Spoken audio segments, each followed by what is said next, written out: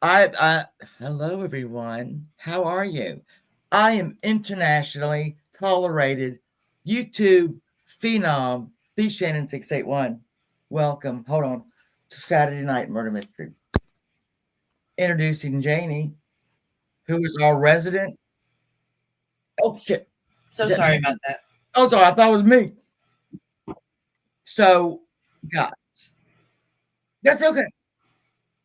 Oh no, I'm doing it again. Oh, it might be me. Is it me? Hi, guy. Shit. Oh, wait a minute. I know exactly what I'm doing. I know. I'm sorry. I know exactly. I'm playing myself over on YouTube. Sorry, guys. So it was both of us. Hey, Jonathan. And Hello, there's everyone. Wilson Spear. And there's my Frenchie.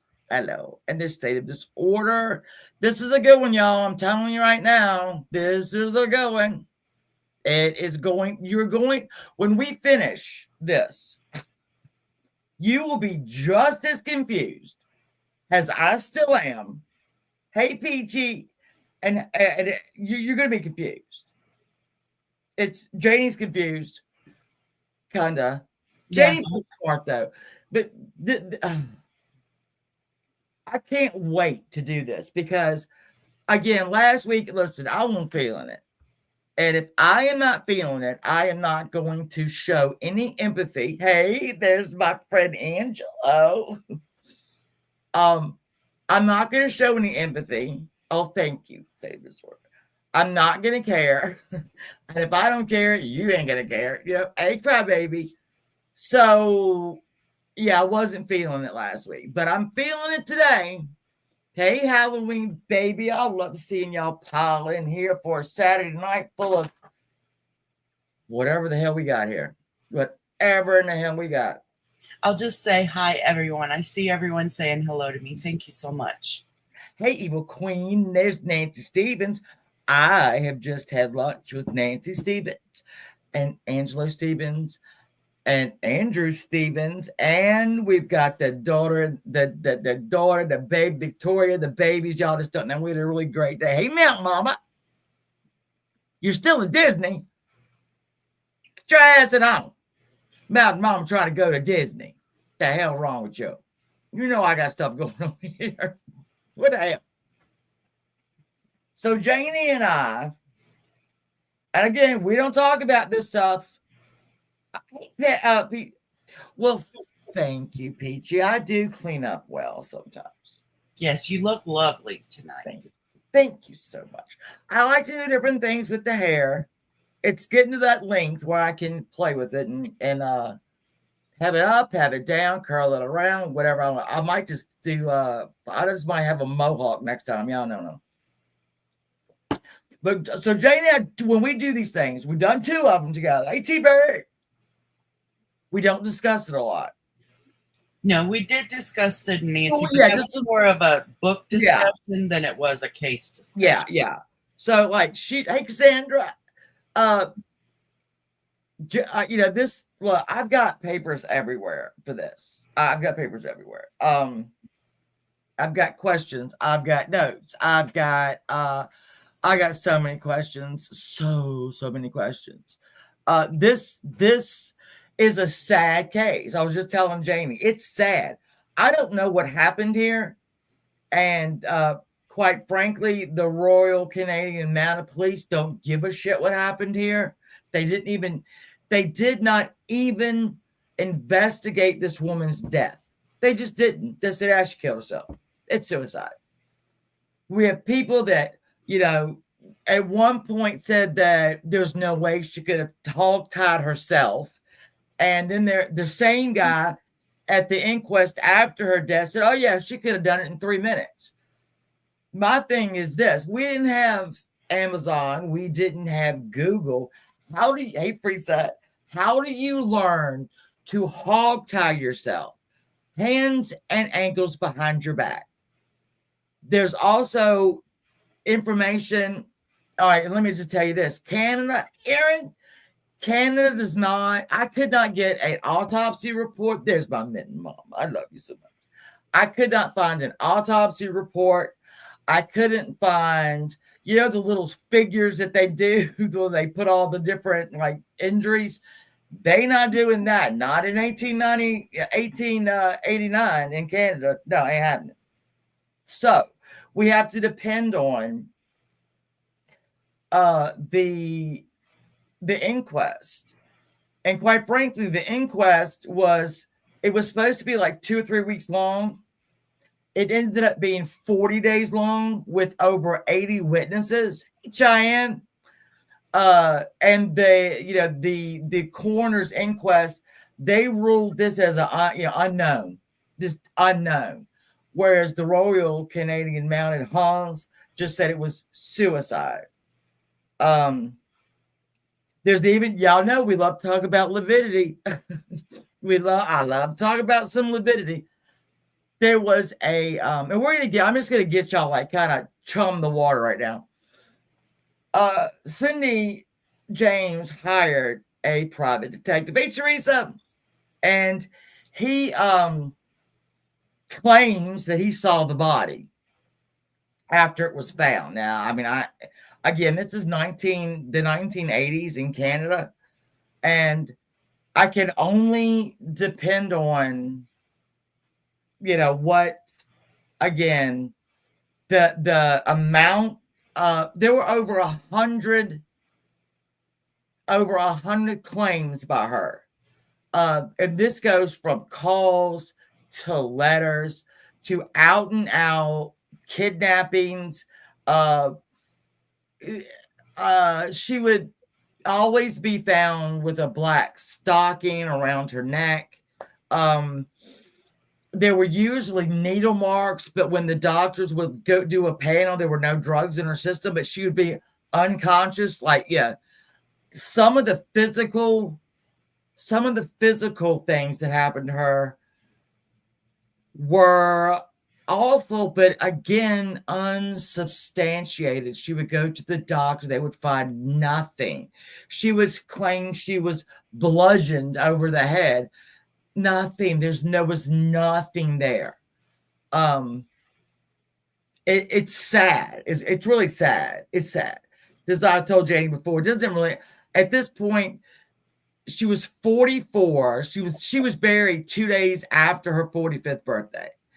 The last 7 years of her life were absolute agony. And there were doctors. She had psychiatrists. She had She had a lot of help. And they would get to a point, and we'll talk about that. They would have a very good idea of what was going on and why. But they never pressed Cindy to actually say things. Like, I'm chumming the water, people. I'm chumming the water. So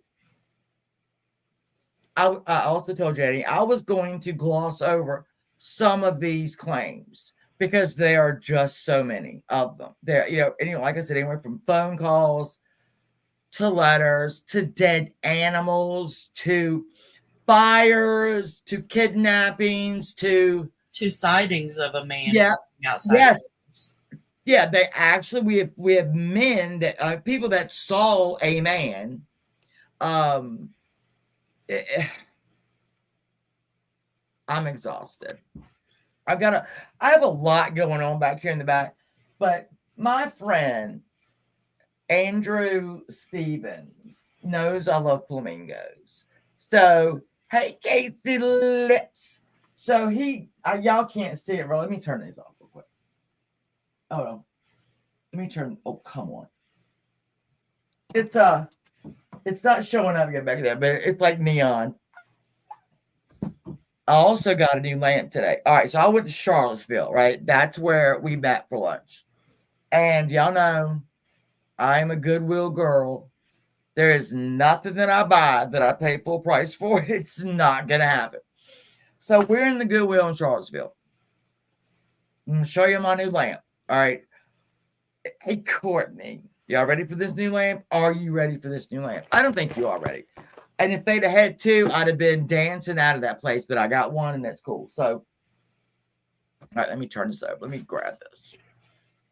I'm in love. This is, and it's glass. Well, I'll show you. All right. That's my makeup mirror. Don't look at that. All right. So, oh, come on. All right. So this beautiful. It doesn't. Why doesn't it look tall? It's very tall, and it's this beautiful. Oh my God, I love it. I can't stop looking at it. I love it. I love it. No, I actually, Mount Mama just did it a different way. I just kind of hit it with the curl iron, gave me some curls, hit me with some some in fact, I've got so much hairspray on, but no, I don't have a lot on, but I'm gonna like Shaka Khan in the morning because this hairspray is not gonna go good with my pillow, and I will wake up in the morning looking like a crazy person. I love the lamp. I love the lamp too, and I don't know why it's not showing up. As it's like really tall, and I love it. Oh my God, and it's glass and it's beautiful. I can't help myself. I love a crazy lamp. I really do. I've got quite the I love vintage lamps and just really odd ones.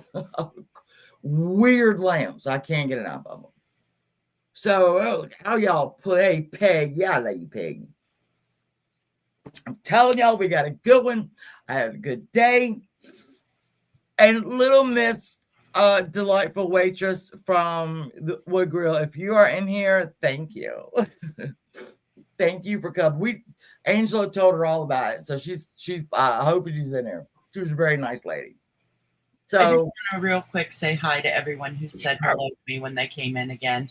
I can't go through all your names, but hello. I see everyone saying hi. Thank you. Janie's the best. He's the best. Now, all right. So I'm gonna I'll probably start I'm gonna start at 9. I'm gonna start at 9:20. I know that's 20 minutes, but we just gotta. This one is such a good one. It's such a good one. It is. I get so. Again, last week I would not have given a shit. Y'all would have been like, "What is wrong with her?" So I said, "Yeah, this would happen. That would happen." Bye. Hey, Kimmy, love.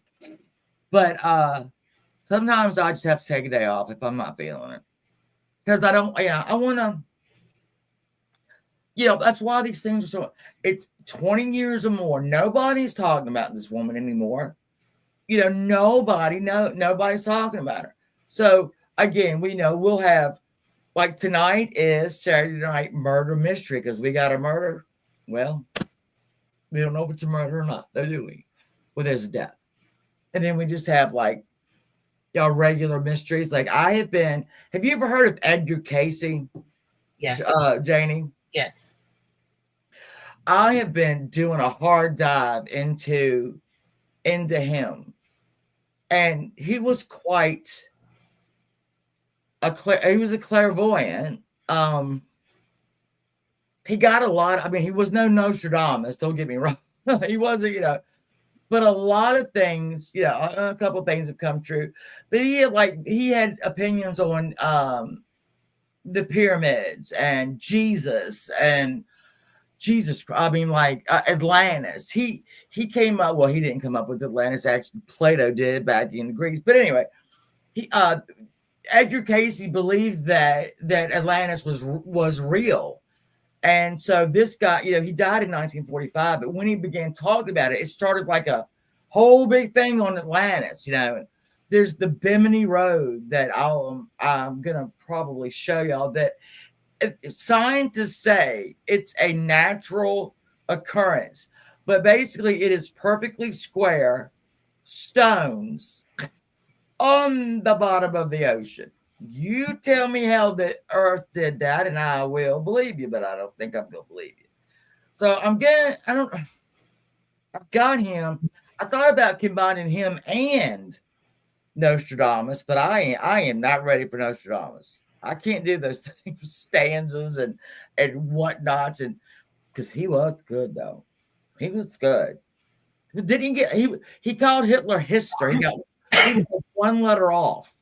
Yeah. He was Hister, and then he I think had some things that could be translated to Obama, and I know he said that the end of the person that's gonna, he's not one of those that God's gonna come, but that I'm pretty sure the person that will bring about the end of the world will be wearing a plaid suit, which I'm thinking, okay, that could be camo, right? I mean, that could be camo. I don't know. They didn't know what camo was back then. Yeah, I know. So if he saw it as plaid, I'll believe him. There's a lot there. There's a lot. I don't know. I get on these kicks, right? And I'll go down these roads. I get down in a rabbit hole. y'all have no idea. I've got papers flying. I'm, my pens. And what about Russian baby beluga? I think her name was. I'll look it up. I will look it up. You brought up the pyramids and things. Yeah, he brought the pyramids and how they did it. And one of my favorite comedian lines, and I can't remember who it was. I think it might have been. It was one of those 80s comedians, maybe George Carlin, maybe Gallagher. I've watched so many, I don't know. But he says, maybe the pyramids were just built by people with diminishing goals. They started out making a big square building, and by the end of it, they just threw a rock on top and said, that's good enough. Quite frankly, that could be it too. I'm time travel. Catherine and I will talk about it all the time. I think we've talked about it before too. If I could go back, and I don't want to stay a lot, I don't want to stay like a week because something will bite me and I'll die, and I'm not doing that. I'd like to go for a couple days when they're building the pyramid. Ask some questions. Hello, how are you? What's going on here? What's this? I would love to go back to the 30s. I want to talk to Jean Harlow and find out what the hell. I want to talk to the Black Dahlia. So I hope when we pass away that all these questions that we have, like I hope that, Betty Short is going to walk by me and I'm going to go, honey, what happened?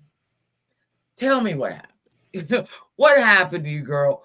Because a lot of people care. Not a lot of people cared then, but we do now. Right. I hope we get to do that. So it is now 9:22. We're going to start the presentation. We're going to start at the end, right? And then we're going to figure out how we got there. So that is what we do.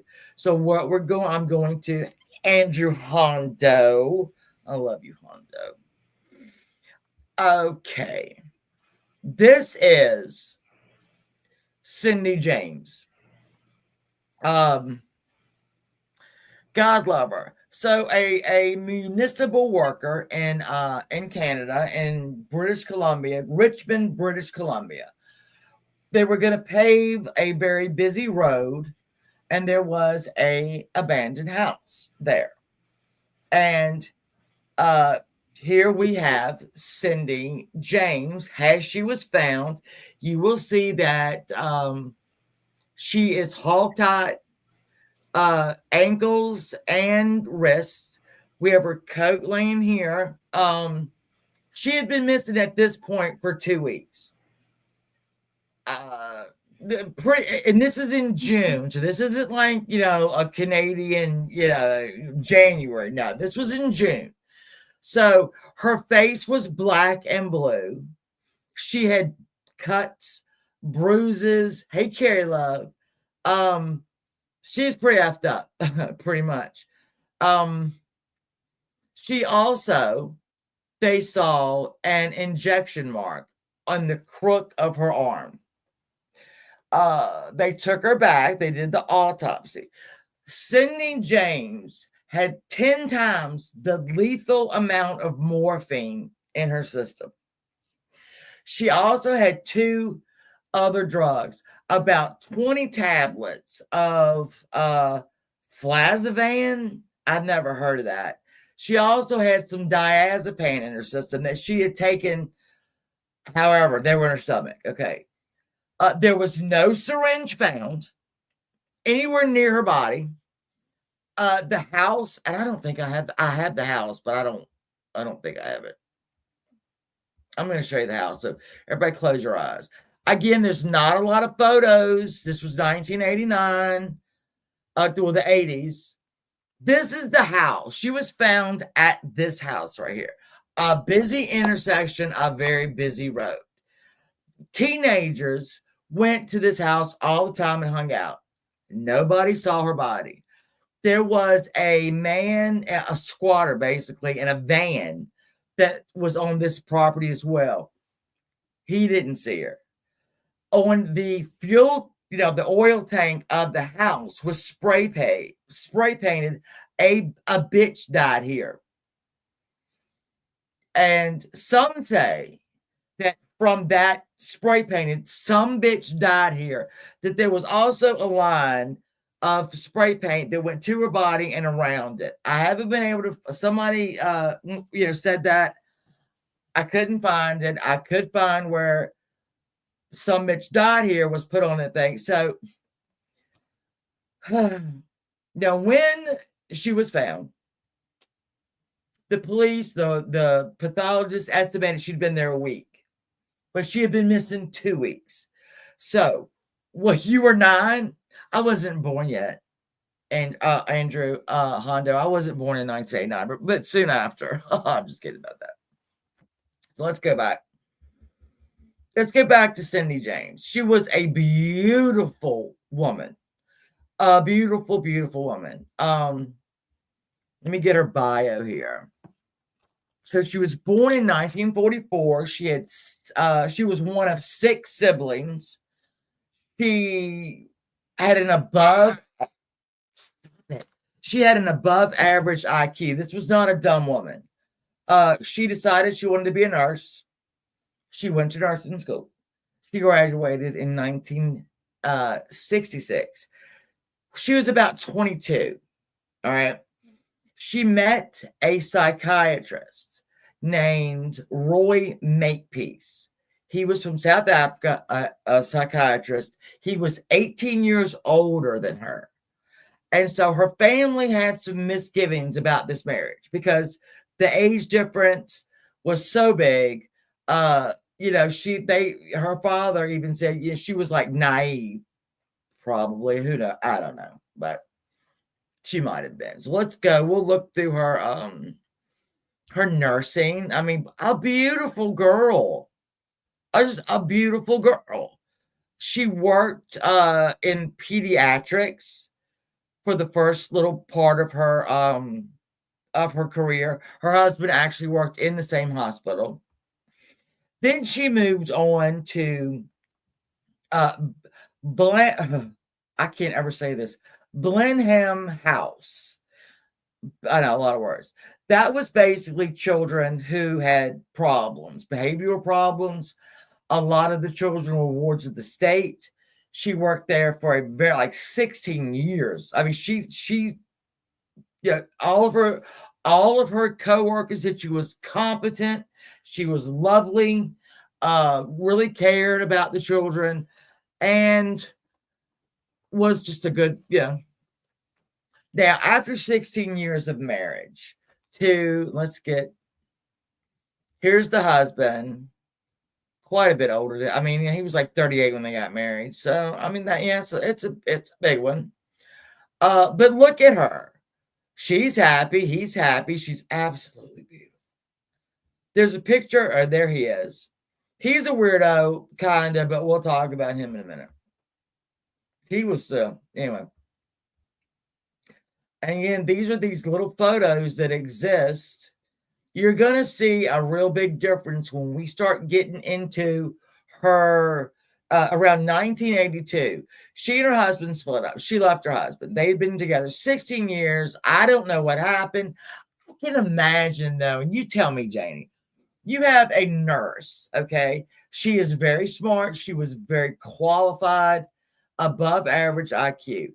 And then you marry not only someone 18 years your senior, but a psychiatrist that I don't, I can pick, say you're married to a psychiatrist and you come home, right? And he has left the toilet seat up or whatever, and you just lose your shit. And I would imagine he would go, you are being very narcissistic right now. You are malignant. Here's your problem. And you would believe him. And I believe him. I probably am. So I don't, Again, not a lot is known about the marriage. They look happy. I mean, we'll go back and look. They look happy. Yeah. She looks very happy. I mean, that's, I think one of the problems her family that I read somewhere, her family had with it too, was that not only was he so much older and a psychiatrist and trained in things like, manipulation and yeah. all that, but that he was kind of controlling. And I think, in these pictures, they do look happy and she does look beautiful. But there's also, I notice, she always looks perfect. Yes. So could they have been right that there was some kind of manipulation? Certainly a manipulation in photos. Yeah. Making it always look perfect. She's perfect. The smiles are perfect. The backgrounds are perfect. Which today we have a lot of that because we have social media and people are only going to show the best pictures. But back in these days, when you took pictures, sometimes you got bad ones. Yeah. Other times, you got lucky and got good ones. Yeah, I hadn't even considered that. Why are all the pictures of her so perfect, right? Well, also, now, there was some physical violence between them. He said that he had smacked her a couple of times. She told another story that it was much worse than that. Oh, and he said, I only smacked her twice. Like there's a good amount of smacking, and he only did it. Words like that worry. Yeah. Because with that, I thought, oh, okay, so you're vaguely admitting that there was physical violence, but you're downplaying it. And honestly, I couldn't find if he said that after she died or before she died. Because again, this is 1980s, and he's a part of this story. I mean, he is definitely a part of this story. It all happened when she left him in 1982. 4 months after she left him, these things started happening. Okay. And when I tell you things, it is over 100 claims that she has made against him, against unknown intruders, against she claimed that she did know who had done something, but it's a lot. We're gonna go down this road. And I when I first started, taking the notes, I was like, well, I mean, we don't need to include that. And I'd go a little bit further, and I'm like, oh, wait a minute, I need to go back, and I need to include that because that's, that's it was, these weren't just notes. Okay, over 100. Let me tell you this state of disorder and everyone else. The Royal Canadian Mounted Police spent $1.5 million, not $1.5 million in today's money, $1.5 million over a 6.5-year period investigating everything that she said. To say she wasn't popular after a couple years is probably an understatement, but they were convinced because literally they were, hey, SDA, there was never evidence. And if there was evidence, it wasn't, it wasn't that great of evidence. Like at one point there was a fire in her house. Thank you, SDA. And the only thing they could come up with was there was a cigarette butt on the windowsill. Hey, I'm fine. That wasn't her brand. Oh, okay. That's concrete evidence. But what I do wonder, Janie, is this. Do they still have any of these things? The nylons, if they had any of it, they could DNA test that now. Right. Especially nylons, that would have been that touch DNA. Thank you, SDA. But I guarantee you they don't. I almost like tried to shoot an email off to them, And I mean, basically, it would be a shot in the dark. I don't know who would have found it, Right. And I don't even know if they still have it because literally their opinion of how she died and the coroner's inquest on how she died, two completely different things. But we're gonna jump into it. Are y'all ready? Take a swig of your drink, take some Advil, get a massage. I don't know, but we're gonna go down this road. Okay. Now a lot of this I've got it around here, but I've got it on another page here, so I'm gonna be flipping back and forth. Is this going to be a timeline of the things? Yeah, we're gonna like 82 on hello what? Okay. I know, Catherine. I know it looks crazy right now, but hold on. Catherine had to come in here and mess everything up. Hold on. Yeah, I know it's not good. Go away, Catherine. We don't need you here, Catherine. I don't need your judgment, Catherine. Can I just tell you, I got a smartwatch. Can we talk? Does anybody else have a smartwatch? This is not a very smart watch. What is this, a 4? Samsung 4? You ask me that every time we talk Because about I'm not going to go buy a new Samsung smartwatch. Okay. That's stupid. Because again, the watch is only as smart as the person that is wearing it. That's all I need to say about that. But it judges me. Janie, do you have one? I do, but I have never taken it out of the package. Don't. Okay, twice. Okay, so I mean, it's really neat. Okay, I know I'm sad. Wait, just go, stay with me, people. So you can count your steps. It'll count your steps for you, and then if you like set a goal, like today, it asked me, "Are you gonna set a goal today?" Stop judging me, watch. I'll do it when I damn do it. Adding that, dude. You're adding, yeah. Because I read it. The second day I had it, it said, "Got to get up." I was like saying in cabinets outside, "Got to get up, got to get moving. Kiss my ass, watch. I'm busy." So twice now, we have indicated a hard fall. And I stopped it from calling 911. And then I was with my mom at the doctor's the other day, and I'm sitting in a waiting room. Okay. I'm not doing any, calisthenics. And it said, "Oh, hard fall indicated," and called 911. Right. And then they called me back because I thought I'd stopped the call. And I said, "My watch is judging me. I don't." So anyway, so I got Catherine to disable that. And then I said, "You know what's going to happen, Catherine? You're going to disable that, and I'm going to fall down the damn steps. That's what's going to happen." Right. And I'll be laying there. No 911's getting called. That would be really handy to have. If it worked right, you didn't fall. You were sitting in a waiting room.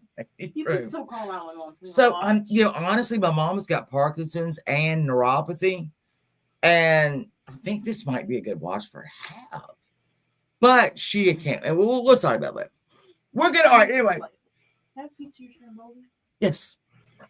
I feel like she would accidentally call 911. Oh, she called 911 all day. People call people. Yeah. She might alert the government. You're right. It would be a disaster. Might alert the government of something. I don't know. My mother only recently found out that we have life 460, 360. Is it? I don't know. I had another 100. And she was mad because I don't have her on the list of people We can't have that many people on the list. Yeah, whatever. It's going to start glitching out. I get it, girl. I get it. I'm sorry for disrupting the stream. Hey, it's y'all. Okay. It's okay. Hi, Catherine. It's good to hear you. It's good to hear y'all. Oh. I'm making sure that I've got everything that I've already said. It takes a special kind of person to be a pediatric nurse, in my opinion. I think that would be so hard to deal with children that are ill. And then in the Blenheim house to deal with them that have behavioral problems. She worked there 12 years. I mean, this woman loved children. She wasn't, a doofus, let's put it that way. And I've told y'all about the South African husband.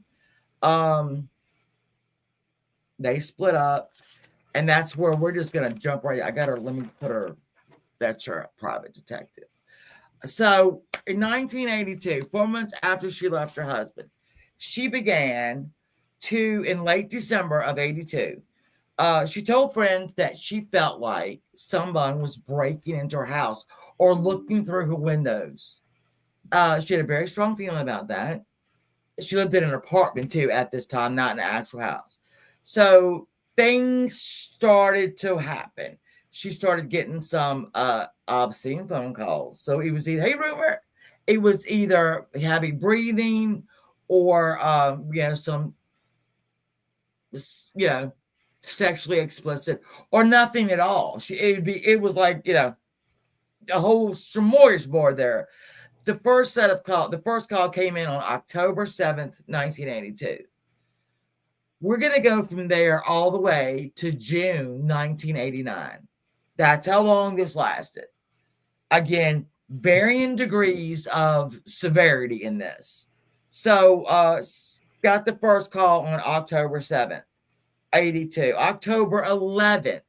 All right, so I'm going to get you through this as quickly as I can, Charlotte, but you need to know. This picture, I would think Jonathan, so they were obviously married at the time. She's very young. I would say probably mid-70s, would you think? I mean, they got married in 66. She was 22. She's still pretty young in this picture, but I'd put her at maybe mid to late 20s. So, probably around the 75. I don't know. I'm guessing. I'm guessing. I don't know. The phone calls became more frequent, and they became a little more haunting. There would be messages like, I'll get you one night, Cindy. Click. Things like that. She would call the police. The police said, you need to log these phone calls. Just log them. Again, this is the 80s, so there's no call waiting. There's no caller ID. So they told her basically just to log them and to get a new number, an unlisted number, which she did. Guess what? The phone calls kept coming. So we have on October 13th, this is the week that this thing started, the caller threatened her, basically saying, so you think calling the police made you safe? You wait. I got you, my zipper open. Okay, that's kind of gross.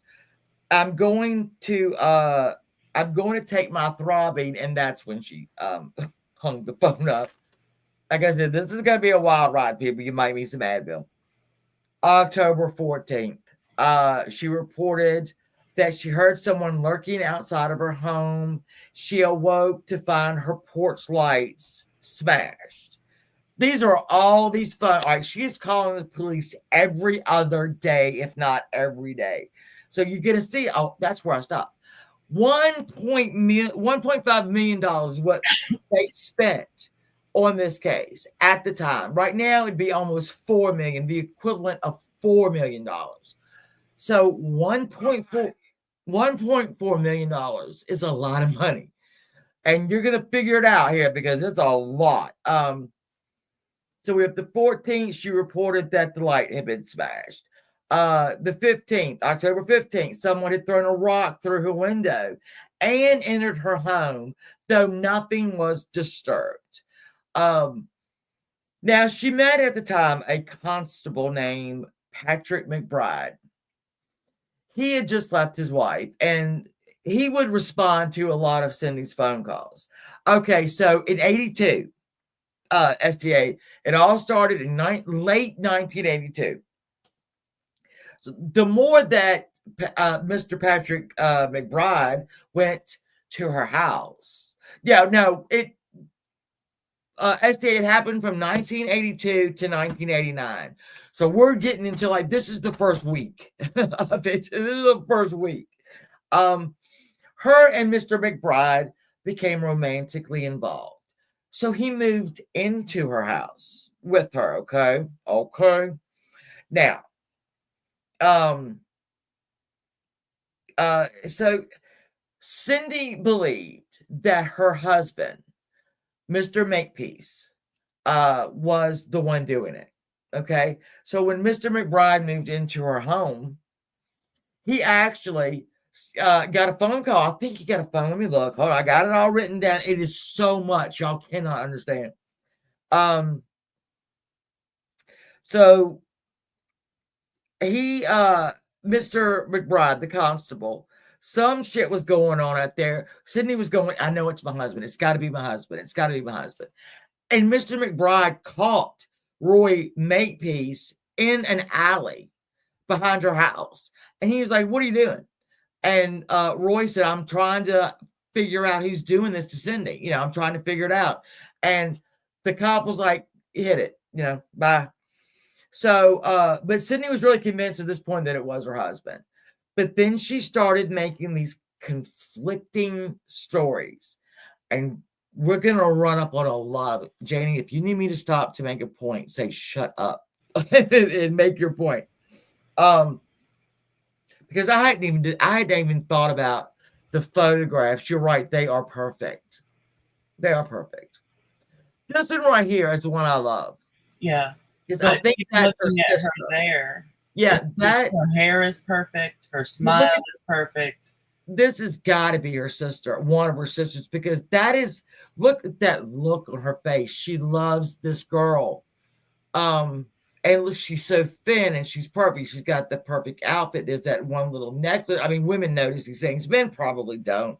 But yeah, the hair is perfect. But that smile, looking at what I can only assume is her sister, is everything. I mean, that you can't fake that. That's, you know, that's the shit right there. So she started to make these conflicting reports.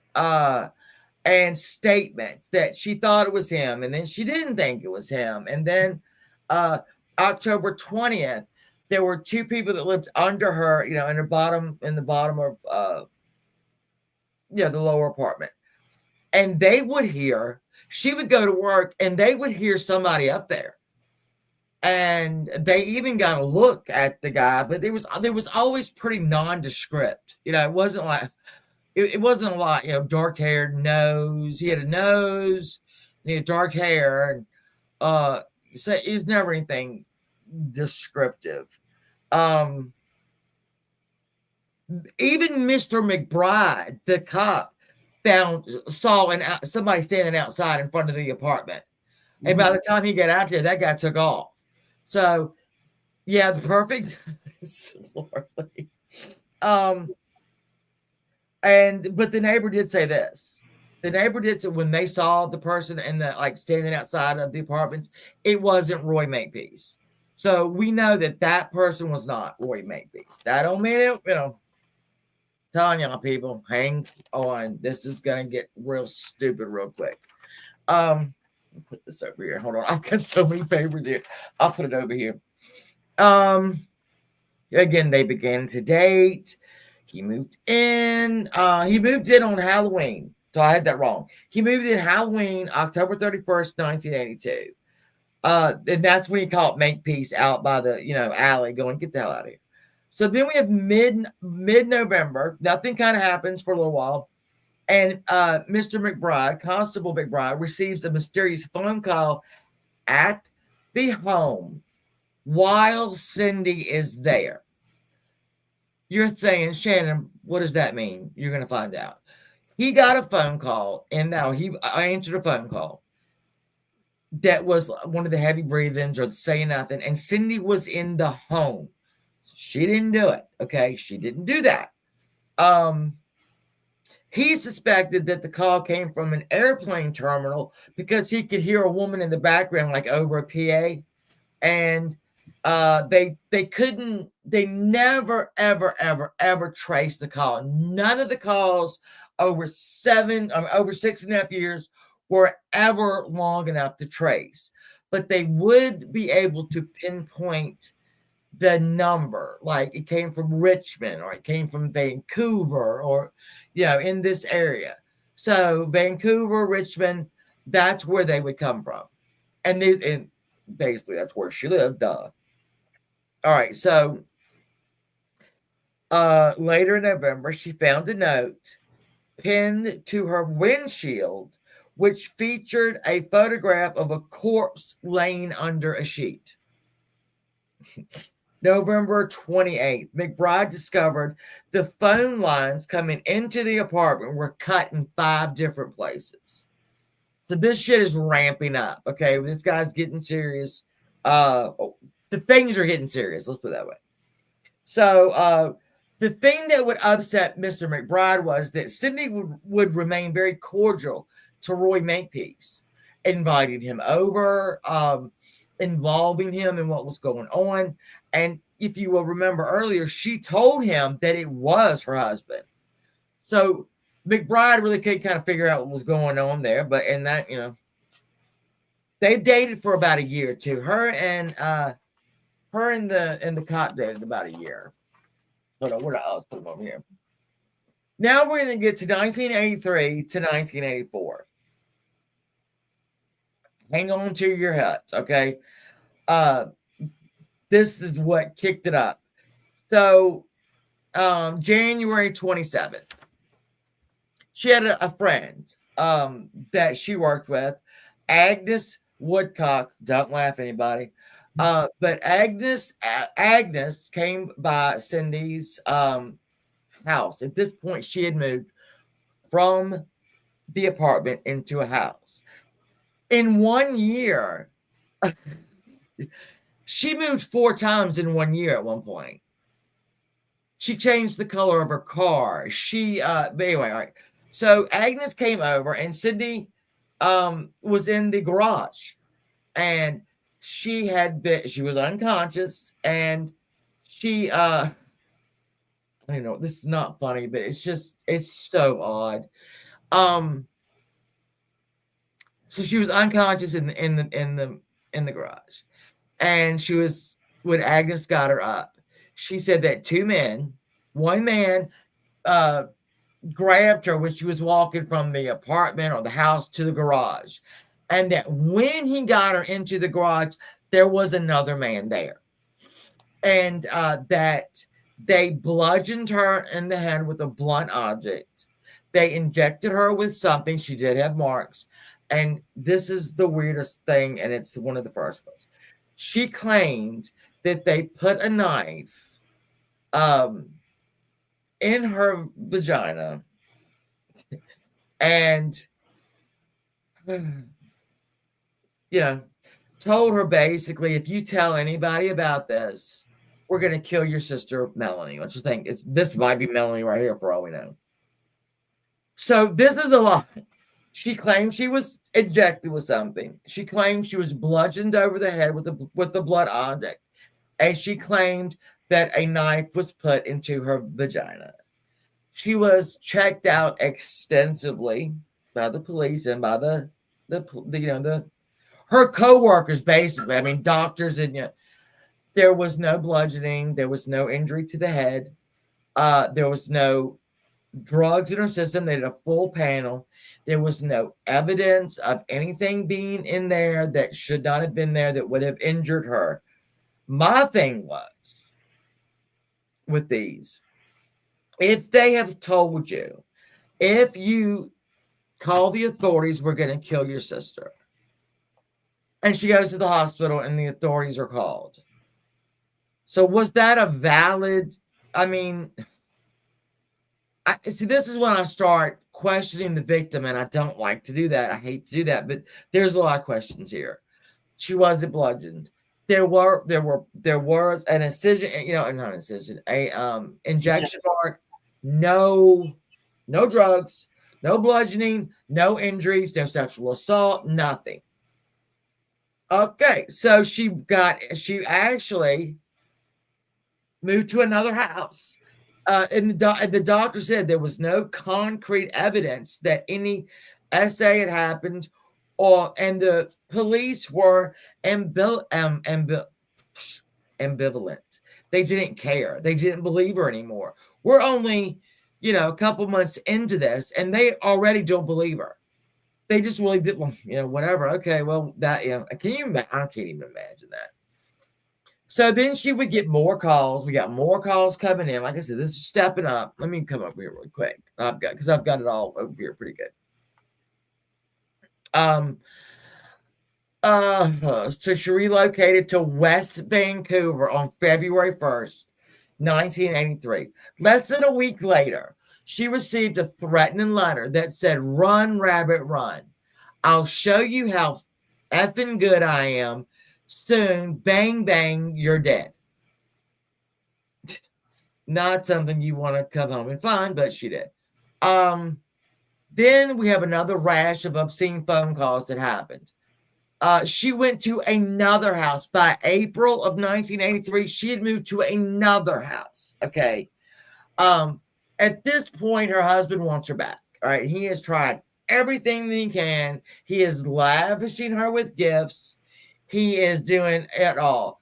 Now, Cindy had a brother that was in the military, and he was in, I think, hold on, I can find it. It's here somewhere. Like, across, let me find, hold on. Indonesia. Okay, so Roy Makepeace gave her the airfare to go to Indonesia to visit her brother. So when she, I don't know when she came back, probably there for a week. A couple of weeks, there nothing happened at that house while she was gone. No calls, no letters, nothing was going on. She wasn't there. When she returned, several weeks after she returned, Sydney found another note on August 22nd that said, so we had a little gap there where nothing's going on. And the note said, "Welcome back, death, blood, hate, etc." Now I'm going to show you. So these, again, we don't have a Green Lobster. Well, Green Lobster, a lot of these notes were cut out. They were letters cut out of a magazine. So there was like no penmanship there. That was just cut up. The police absolutely thought she was doing it to herself at this point. And we're, like I said, we're not far into this. We got another 6 years to go. She did hire in April of 83 a private investigator. Here he is, Ozzy Caban. Now, he got on the case. He started to install cameras and lights and whatnot, and gave her a two-way radio and a portable panic button. All right, so we're getting ready to come up with something really weird now, but so he would track down leads, he would install the lights, he gave the two-way radio, the panic button. He even again, the phone lines were cut, so because they were cut, that's why I gave the two-way radio. He heard something odd on the radio, and it was a weird sound coming from her home. So he goes over there rather quickly, and he finds her in her living room. And she is laying on the floor unconscious. He thought she was dead. There was a paring knife that went through her hand into the floor with a note on it. So we're getting a paring knife through her hand into the floor under her with a note pinned on it. And again, a syringe, again, a black stocking. Always there was a black stocking wrapped around her neck. Was there a black stocking when her friend found her in the garage? Yes. Okay. There was and like I was talking to Janie about this before. Again, this is not the time of Amazon. I'm sure there were catalog orders, like you could order stuff from the catalog. But to have, and I get it, stockings, there are two. So there's, we're not buying there's a lot of black stockings in this over the next 6 years. It's a lot. And again, nobody ever came forward. Sales girl at anybody and said, yeah, well, she used to actually come in. She's a very distinctive looking woman. You're not going to forget this woman. She's beautiful. But when we get into these photographs after this starts happening, you're going to see a whole new her, and it's bad. So the paring knife is through her hand. She is again unconscious. Okay. Um. Let me say between. All right, dead cats. Let me just go back. Dead cats would show up in her garden. They would be wrapped in rope. They were dead. They'd been strangled. So 3 of them it showed up rather quickly, and her back garden was destroyed. So now we're not, forget the paring knife. So now Cindy is again convinced that it's Roy Makepeace, her husband, because one time he destroyed her garden in a home that they lived in. So now she is convinced, yeah, it's him. It's him again. So now we're going back from being cordial to Mr. Makepeace to now absolutely saying that it's him. I go for it. And let me tell you, he was in her employ for the next 6 years. So he got in on the very beginning of it, and he stayed. Again, he gave her a panic button, oil, and that's what it's referred to everywhere is oil. Oh, oil. I don't know what kind of oil it is, but it's oil. And he gave her pepper spray. So between October and November of 1983, she found the 3 cats strangled in the garden, each bound with rope. In her personal diary, she accused Makepeace of destroying the garden in the backyard. She continued to receive the phone calls at work and at home, some of which were answered by coworkers, and they would just hang up or not, So people would get phone calls, and she's standing beside them. So it's really hard to. So January 20, 1984, this is when I'm gonna call him Ozzy. Ozzy heard the weird sounds on the radio. He goes over there. She's laying on the floor, unconscious. All right, I have to keep saying that because again, no blood, no drugs in her system. And if I'm not mistaken, you can tell if somebody is unconscious or if someone is pretending to be unconscious. I would think. I should have probably checked that out, but you got a paring knife through your hand. Come on now. So the note was pinned to the knife. And the note was, again, letters out of a magazine. And it read, "Now you must die. C-U-N-T." I mean, if I'm mad, I'll say it, but I'm not going to say it today. So that was a pretty nasty note. Cindy was taken to a local hospital. And in an interview with her, with Ozzy, she stated that the last thing she remembers before being found was a man coming through the front gate of her property, and that before he assaulted her, because she has no memory of anything, but she has no memory, but she's remembering a lot right now. So he came through the front gate. He bludgeoned her over the head with a blunt object. Again, we've got the blunt object. She stated that once incapacitated, she recalled the attacker inserting a hypodermic needle into her arm. The doctors found the needle mark. Again, no drugs, no nothing. So at this point, the police said, "We need you to take a polygraph test because this is getting a little too crazy." And she agreed to do so. And she took the polygraph test. Now, at first, the examiner said that there was no deception. But a little while later, because this is always what happens in this case, the same examiner said, "Well, I said no deception indicated," but it was pretty much inconclusive. So we're changing our stories already here with her. I think because they just still want to fool with her. So this is when a detective went to her home, and it was the night of the attack. And what he observed was blood smeared in like circular patterns on her kitchen floor, which means somebody tried to clean that up. Now, would Cindy have tried to clean that up? Would the attacker try to clean that up? I don't know. I don't know. That's why Janie's here. She don't know either. Trust me, we don't we don't want the fuck going on. Okay, so now we're gonna go into February. So she has been penetrated with a knife so far.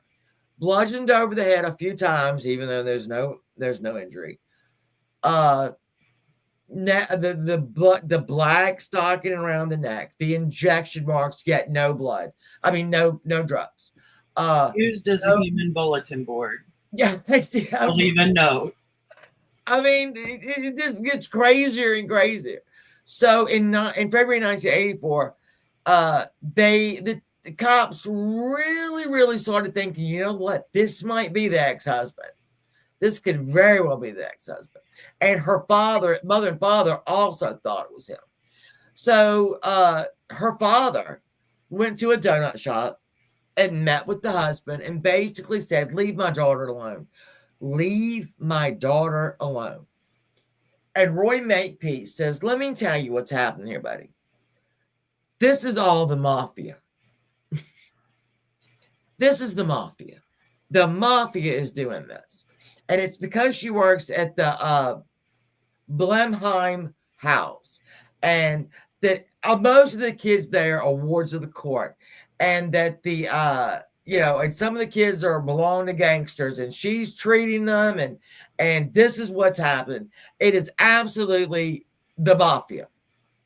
Now, her dad, who's also name is Ozzy, was wearing a wire for this. So the police heard what he said.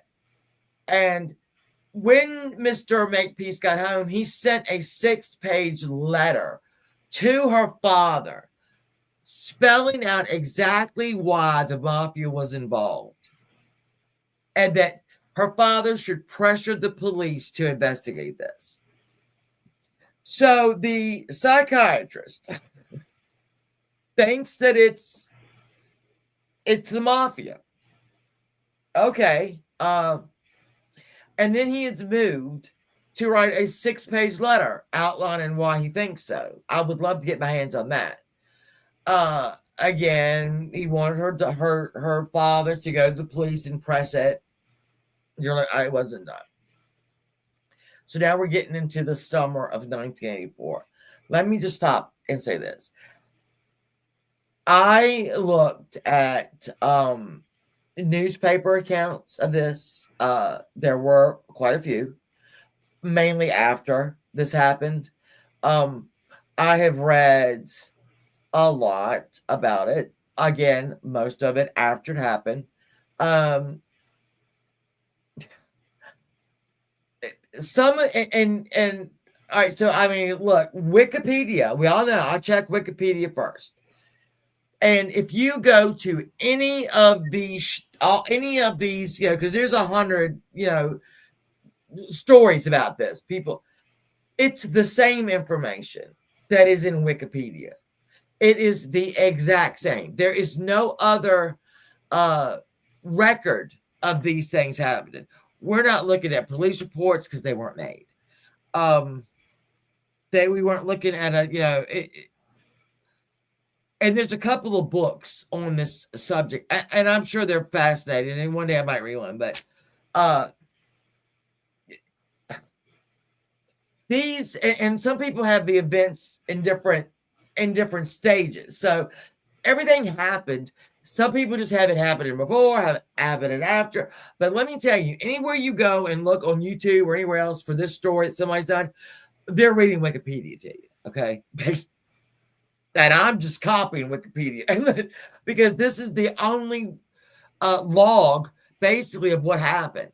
And I can only imagine that the private detective helped to do that. The parents helped to do that.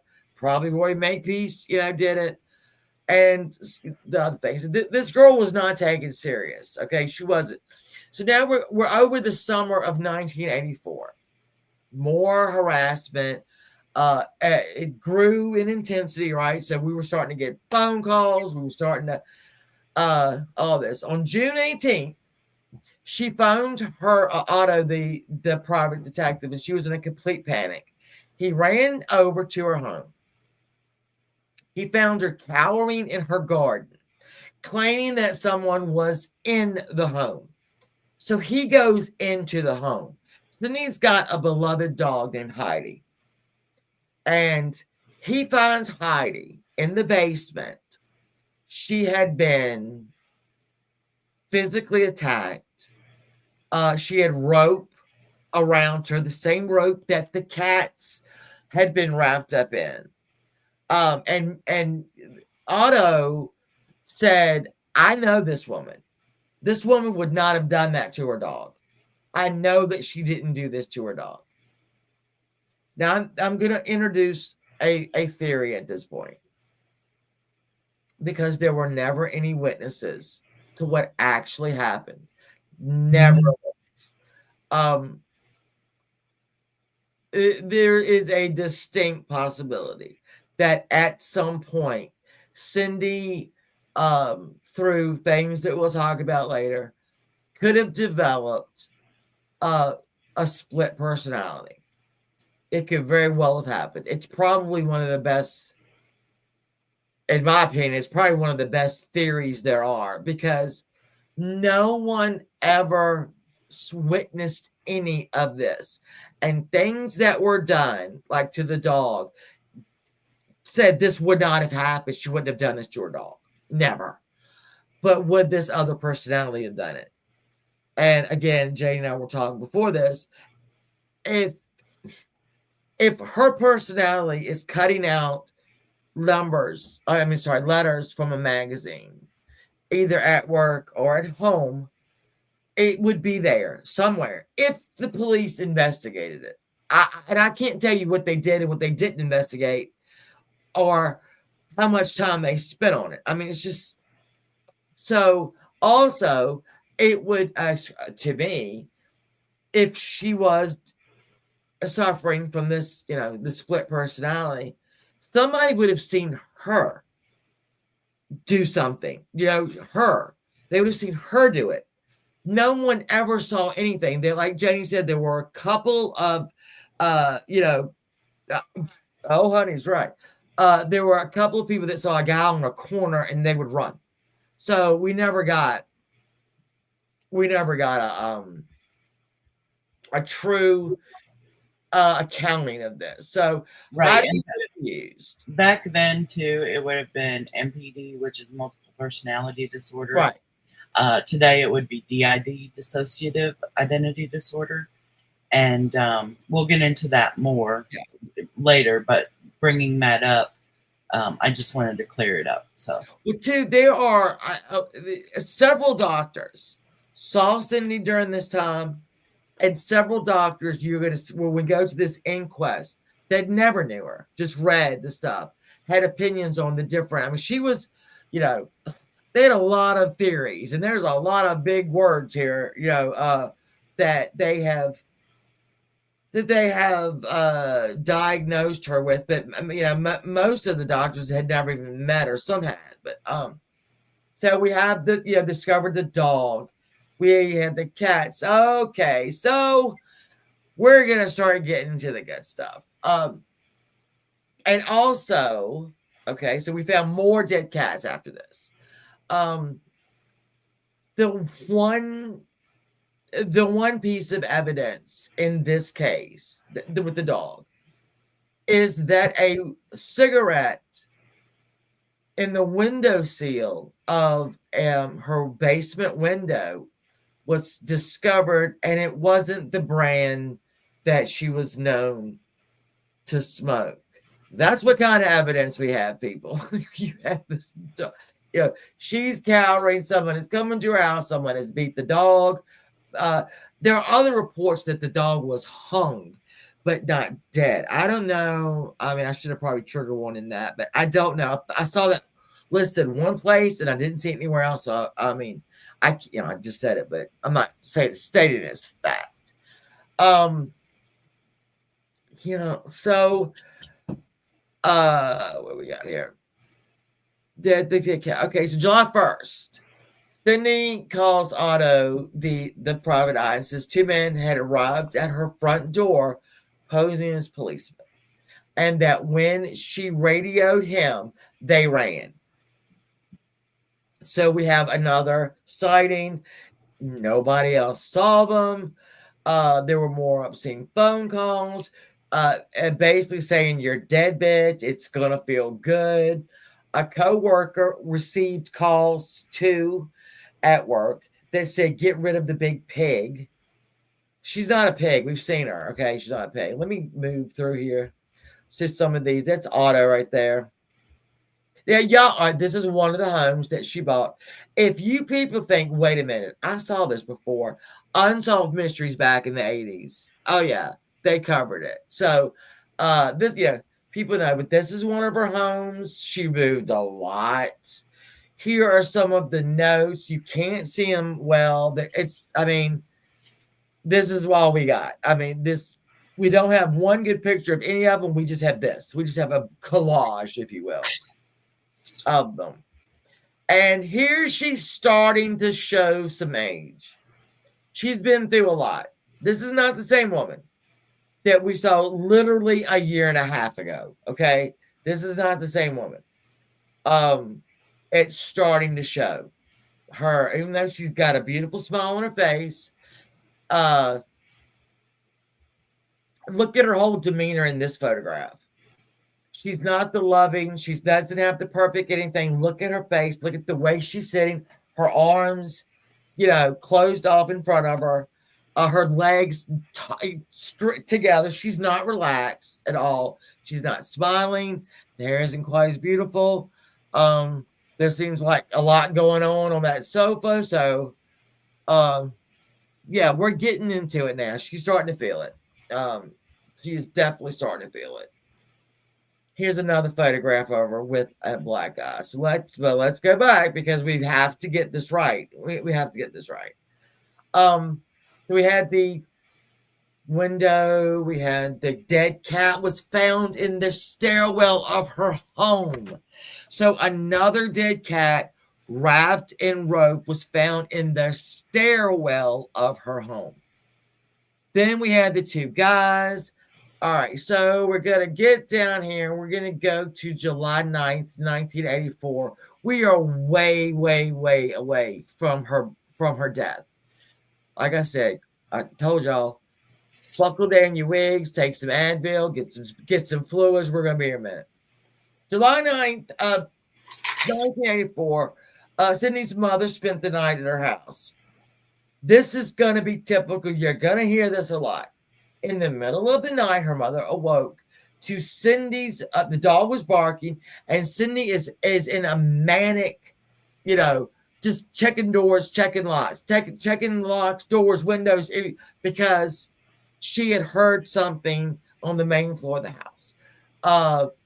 Moments later, the doorbell rang, and the window by the front porch had been cracked in several areas. Who rang the doorbell? I don't know who rang the doorbell. Her mother was there. We don't know who rang the doorbell, but it was broken. 2 weeks later, on July 23rd, Sydney claimed she'd have been attacked by an assailant. Here we go now. This is when I started getting a little like, what the hell are you talking about? Okay. Stay with me here on this. 2 weeks later, July 22nd, Sydney claims she was attacked by an assailant at a nearby Dunbar Park while she was walking her dog at 8:30 p.m. This is going to get dumber as it goes. She says that by her recollection, because again, she can never remember until you ask her, then she can tell you a lot. She was assaulted or assailed by a bearded man driving a green van with a female passenger. Several hours later, at around midnight, she was found in a dazed state, attempting to enter a neighbor's home. She had a dark gray nylon stocking wrapped around her neck at this time. Her dog was found in the park. They took her to the hospital, the University of British Columbia Health and Science Center. Guess what? They found puncture marks. They sure did. Was there any drugs? Nara one. Nope. While she was being treated, this is weird. While she was being treated, a hospital receptionist got a phone call. All right. And it was someone with an accent. And they were asking about the hospital's security policy. And it bothered the receptionist so much that she actually mentioned it, right? And she was later given a tape of Cindy's husband, who was from South Africa, and she said, "Yeah, it could have been it. Don't really know. You can't beat this shit." But it could have been. It was a strong possibility. It could have been the same voice. So now we're gonna throw Roy back in it again. All right, Roy is back in it. October of 1984, under the care of a hypnotherapist. Here we go, people. She recounted a repressed memory of witnessing a double murder, but did not have any further details than that. A double murder. She says she's witnessed under hypnosis. It is now someone with an above average IQ, they can't always be hypnotized, can they, Janie? No. I didn't think so either. That's when this IQ plays in. Because she's going to go under some more therapy, hypnotherapy in a minute. I'm not sure how much, and this is just my opinion, I'm not sure how much I believe in people truly being able to be hypnotized. Right. But it is suggested that the more susceptible a person is to like manipulation and things like that, the easier they would be to hypnotize. I mean, there you go. Yeah, Laura Lee, and again, we're just getting into it. There's a lot of random shit going on. I get the 100% get that they were trying everything with this woman. Okay, I get it. They were trying everything. The doctors anyway. I don't think the cops really gave three shits. But so we're gonna. All right, so we've got the double murder in October of 1984 that she remembers. Oh, but wait. In July of 1984, following the July attack, Cindy continued to receive anonymous phone calls, but again, none were long enough to trace. They could only, it was in Vancouver or Richmond, and then she went back under hypnosis in January of 1985.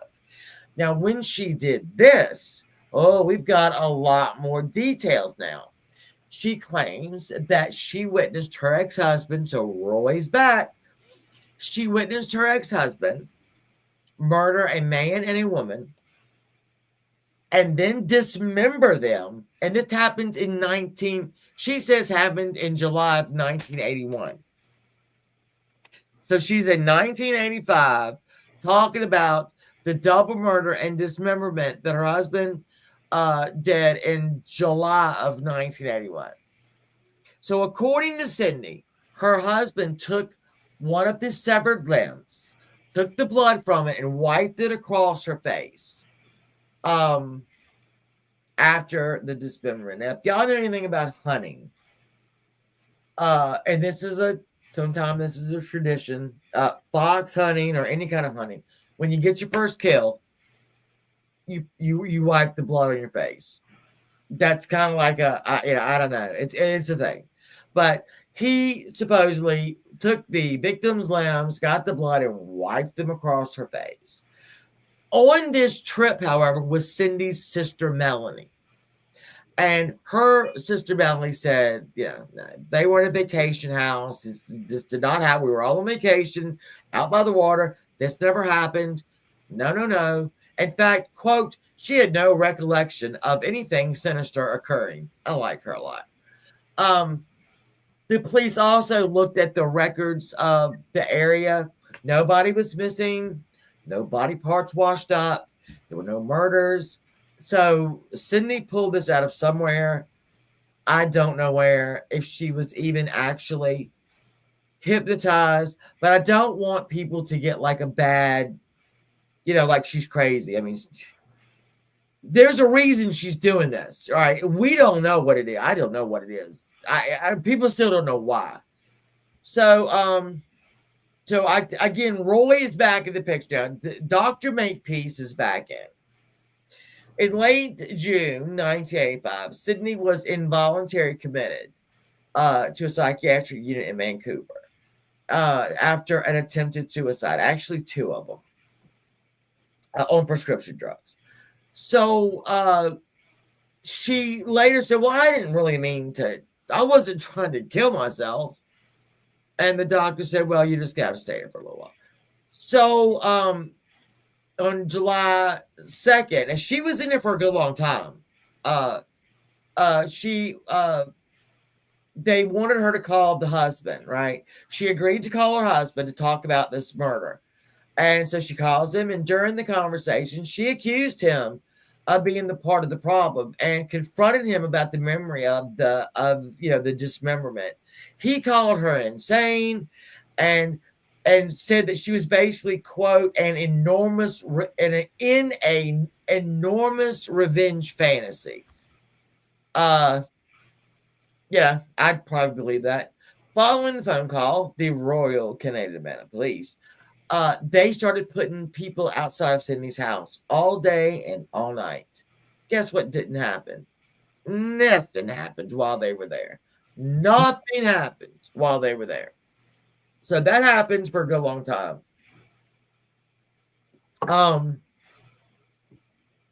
They also was two unnamed suspects that they cleared them really quick. So they surveilled the house 24 hours a day, and nothing was observed.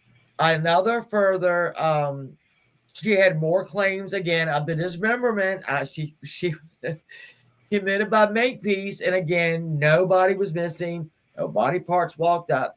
So she indeed had made that up. Now, why, I don't know. I mean, her sister was there and says it didn't happen. So, now, Cindy receives a package at her home in early July containing a charcoal color pair of nylon stockings. These are not pantyhose, guys. I'm just going to feel you. Pantyhose and stockings are two different things.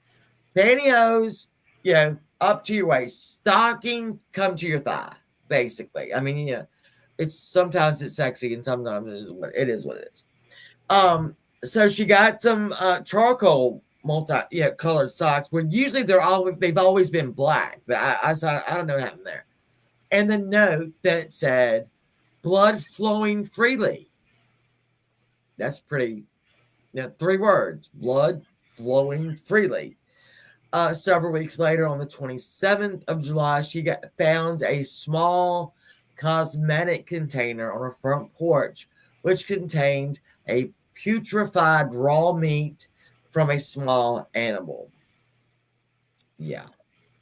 So we're going to go right on to August 5th, when Sydney called the police station to report that her home, there was a fire at her home. Authorities showed up. There were pieces of burnt newspapers scattered around, and another fire was reported the next day. This is when I lose all faith in Cindy right here. So August 21st. So we have August 5th, fire. August 6th, fire. August 21st, we've got a third fire, and it started in the basement bathroom of her home at approximately 4:45 a.m. Now, when cops and firefighters showed up, her and her Otto, the private investigator, were in a very heated conversation. What Cindy had done is she had went out to walk her dog at 3:15 a.m. in the morning and returned to find the house on fire, or the basement on fire. This is where I'm starting to have problems with Cindy. If you are so scared and you have been relentlessly pursued, physically, mentally, everything like that, why are you waking up at 3:15 in the morning to walk your dog outside? That makes no sense to me whatsoever. I don't know if she had, I mean, you've got a yard. Why are you walking the dog at 3:15 a.m.? Makes no sense. And then we get the fire. So I told y'all, hang on. I told y'all to hang on. So again, here we go. The window in the bathroom was partially ajar, but there was the soot and the dust on the window shield had no markings. So nobody came in that window, nobody went out that window. This reminded me a lot of Joan Benet Ramsey in that basement window that was discovered open when they found her the day after Christmas. And there was nothing disturbed outside, and there was nothing inside but a suitcase up to the window. I mean, it did make sense, but anyway. So the window was ajar, nothing entered or exited, and then we have more charred remains of. Real quick, what could be, if you think about it, you take it to the logical conclusion, what could be the reason for the window being opened? To get air into it. Exactly. Yeah, to get God in a basement bathroom. Yeah, to get there. It's going to smolder and probably go out. It's going to do damage, but it's going to smolder and go out. But someone as smart as Cindy, yes, would know that if she opened the window, that would get the oxygen needed to keep that flame going. And it was started with newspaper every time. If the mob, let's go back to the husband's theory that this is the mafia. The mafia ain't gonna play around with somebody for 6.5 years. They're not gonna cut out they're not gonna cut out letters from magazines. They're not gonna send you putrefied, unknown animal. They are not going to do the mob is gonna either kill you and leave you where you are, or kill you and take you somewhere. Ask Jimmy Hoffa. Oh well, we can't because we can't find it. This is not mafia, okay? This is not mafia. Pretty much in, out, clean cut, done. She'd have been exactly. And okay, you took care of some kids. I don't, but that was Mr. Makepeace, as we all remember. And I'm trying to engage y'all in chat. I know I'm over here reading this, and I've got little notes with it. So I'm sorry. If I'm missing something, I'm sorry. I'm trying to do better. All right, so we got the window. We got the newspaper. And a detective at that point who investigated said that he absolutely believed that Cindy had started the blaze herself. And I can't, I'd have to agree with that. I'd have to agree. Nothing was disturbed inside or out. You're walking your dog at 3:15 in the morning, you idiot. All right, so by the fall of 1985, there was a doctor, Anthony Marcus. He was a psychologist, and a woman, a police officer named Carol Halliday, asked him to do a case, to look at her and to figure out what was going on with her, especially after the fire. And again, they're almost like colleagues. Cindy was lying. All the police thought she was lying and orchestrating all these attacks. So they asked Dr. Marcus to come in and speak with her, and he did. And he did a pretty good write-up. It's a pretty good write-up. One of the quotes that I will give you that's not in the actual report is he said, this woman, this was after she died, they talked to him. This woman was under siege from whatever source, inside or out. She was in a living nightmare. So again, she was living a nightmare, whether she did this to herself or not, whether she knew she was doing this to herself or not. Some people even think that there was a specific policeman that was doing this. We have a lot of theories that can very well be, but there's nothing because this was never really investigated. So, but the female officer said this very quote, that we had a pretty woman who conned male police officers and doctors by histrionics. The histrionics of a pretty woman had conned them all, and she wanted this woman analyzed. And that could be it. I don't know. At this point, they're getting pissed off at her. Okay, the Royal Canadian Mounted Police is not.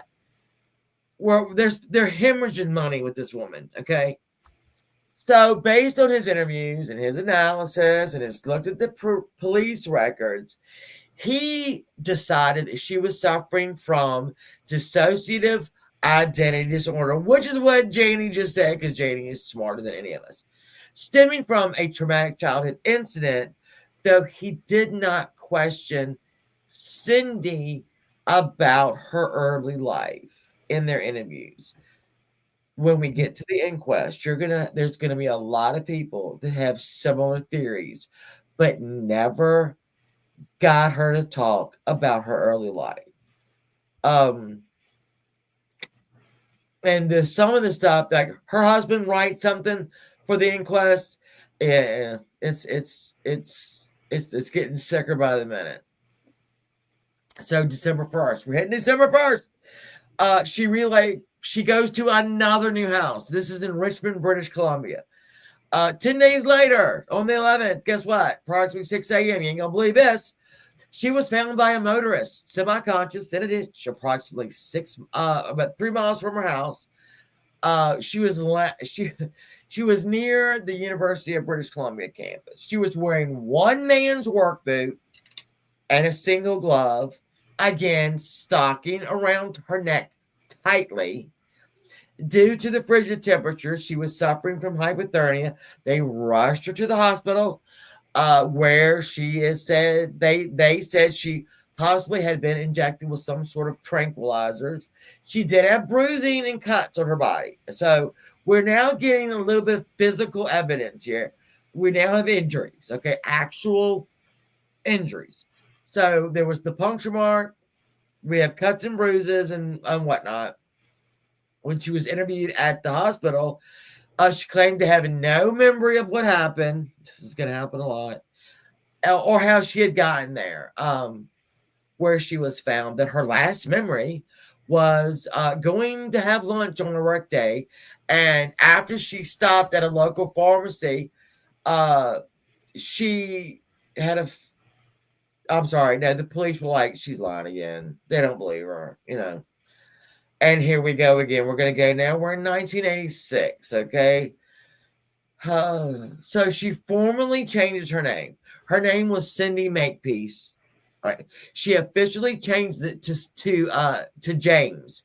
James is not her hack was her HACK was her name. Thank you. Thank you. And Makepeace. So she has changed it now to James, which is, should really have no connection anywhere. We have Agnes again, Woodcock, and her husband Tom, who started to spend the night at Sydney's house overnight. You're not going to believe what happened. So when they spent the night on April 16th, the couple was awoken by Sydney, who started to hear a commotion. They started to hear the commotion in the house. They found another fire that was started in the basement again. When they attempted to phone the fire department, their phone was dead. Tom had to run across the street to call the fire department. And guess what? The phone lines had been cut. But Tom did see somebody standing on the street outside of the house. When he approached the man, the guy ran. We got no sketch. We got nothing. So again, you remember when Cindy's mother spent the night?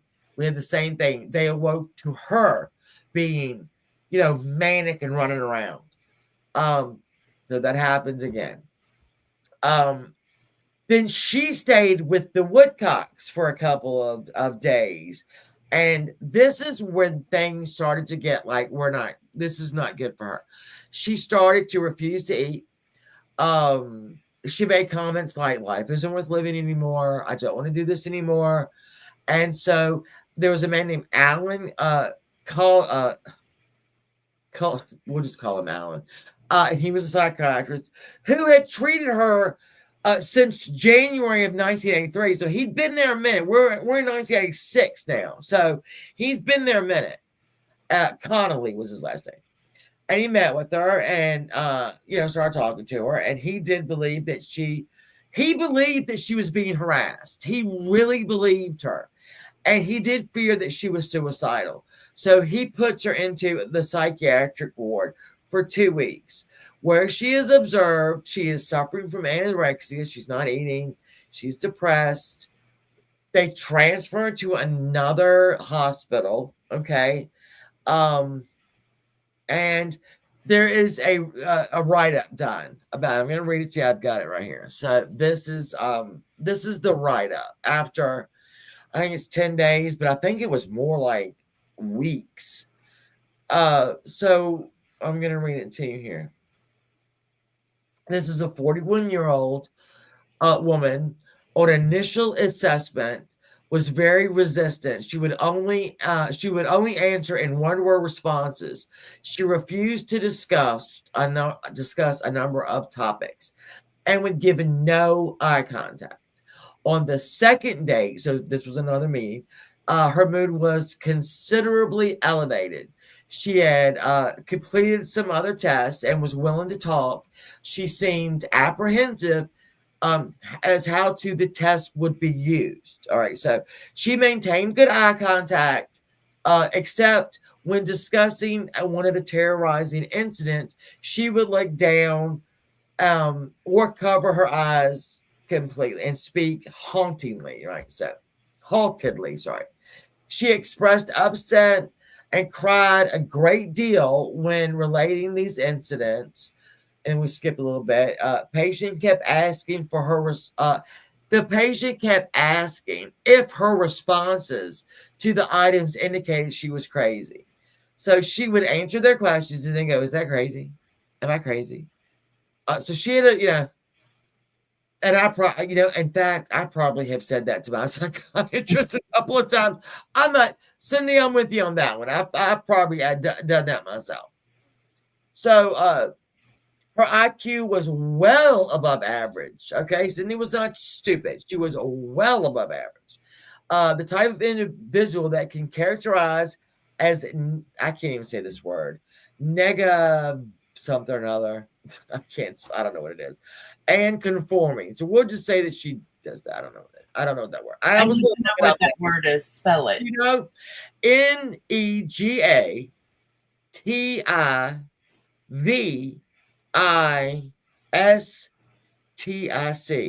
And I was going to look it up, and I never did it. Alexa, what does the word negativist? Oh, there she goes. Alexa. From gcglobal.org. It just means you're negating something. In other words, stating that the opposite is true. Oh, okay. With Alexa Plus, you can just tell me when you Alexa, that's enough.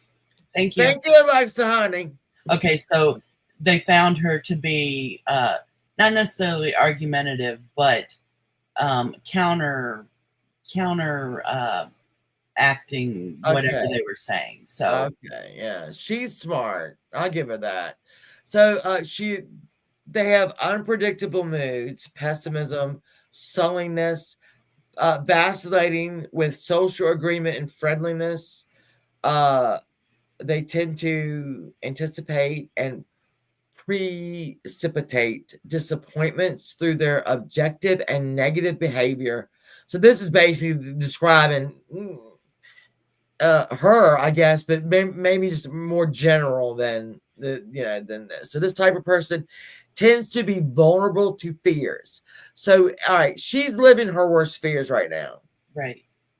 And again, we don't know if she's doing it to herself or if someone is doing it to her or if a split personality is doing it to her and she doesn't realize she's doing it. But she knows something's up to me when she would answer the questions. They go, "Is that crazy?" She wasn't dumb. So she's not dumb, and it could mean that she herself has a feeling that something is up with her. Right. So this was a 10-week hospital stay.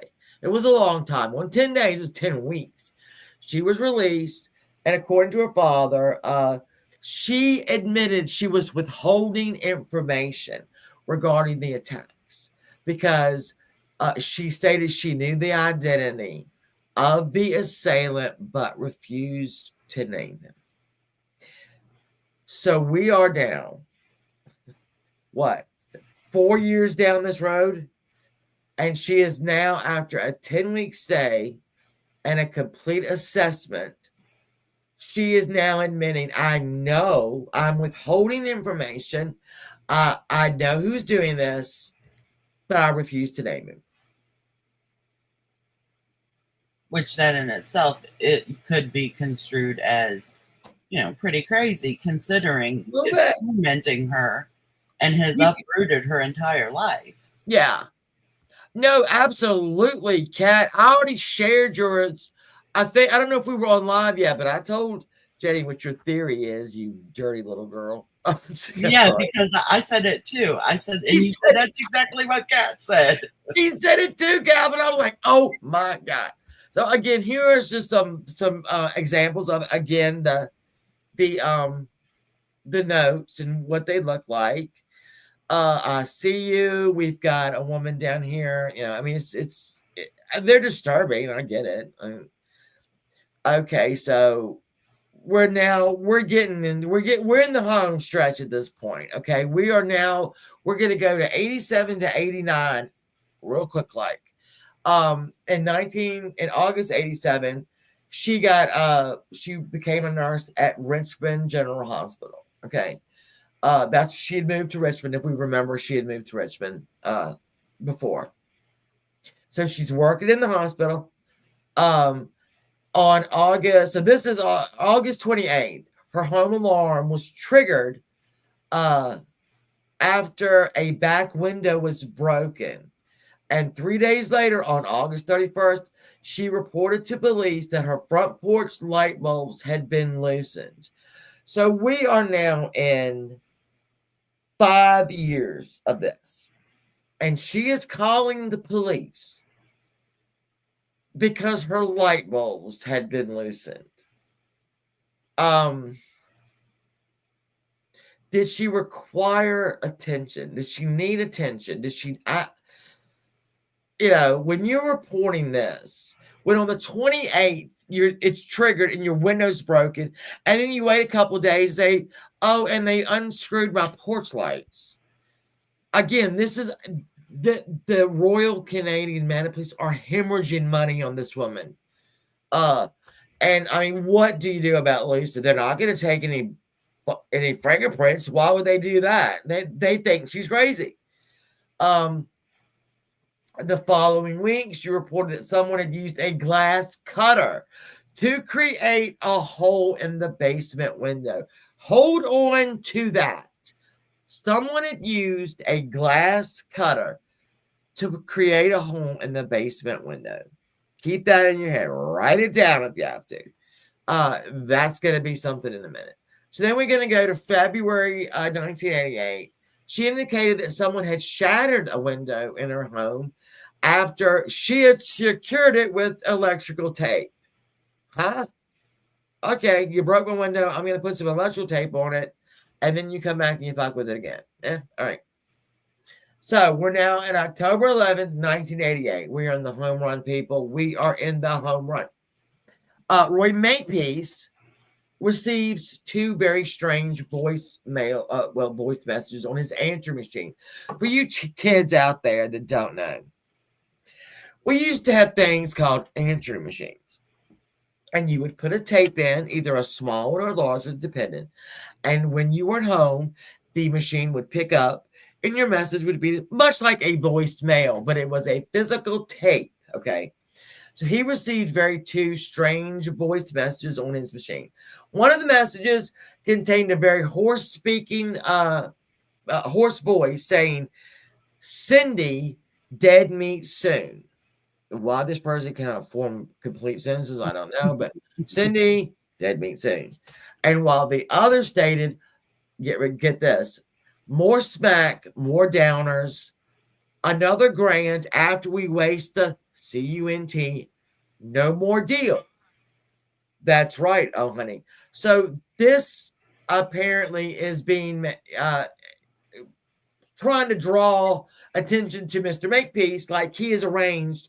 He has given them more heroin and more downers, and after another grand, they'll kill her, and then the deal's off. Okay, so basically, he took the tape and he took it to his attorney because he didn't trust the cops anymore. The cops tried to, put this on him a couple times. And so he wasn't having that no more. He took it to his lawyer.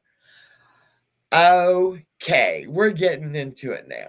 15 days after that, the phone calls on October 11th, Cindy is found unconscious in her garage. She had been hog-tied, was nude from the waist down, and again had a black nylon stocking around her neck. Around this time, the Royal Canadian Mounted Police hired a mountain climber / knot expert.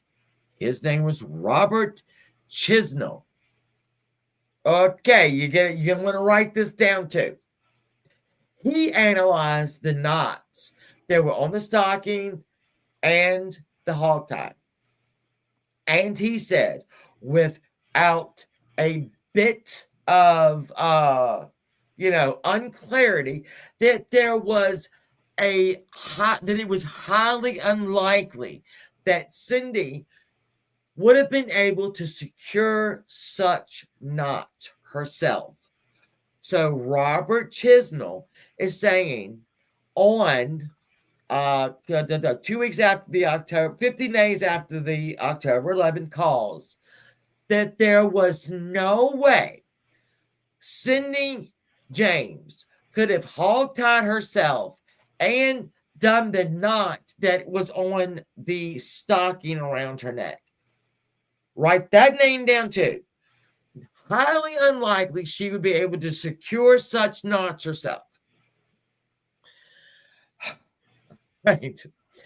Now we're in January 1989. This is the year. This is it. This is it. All right. We're in the very home stretch now. So an insurance salesman named Robert Johnston sold Cindy some life insurance. Yeah. And he decided that he would move into her basement. It would make her feel better. He would save some money. They weren't dating. They weren't, romantically involved. So on April 8th, so we have January, all right. Apparently not a lot happened from January to April.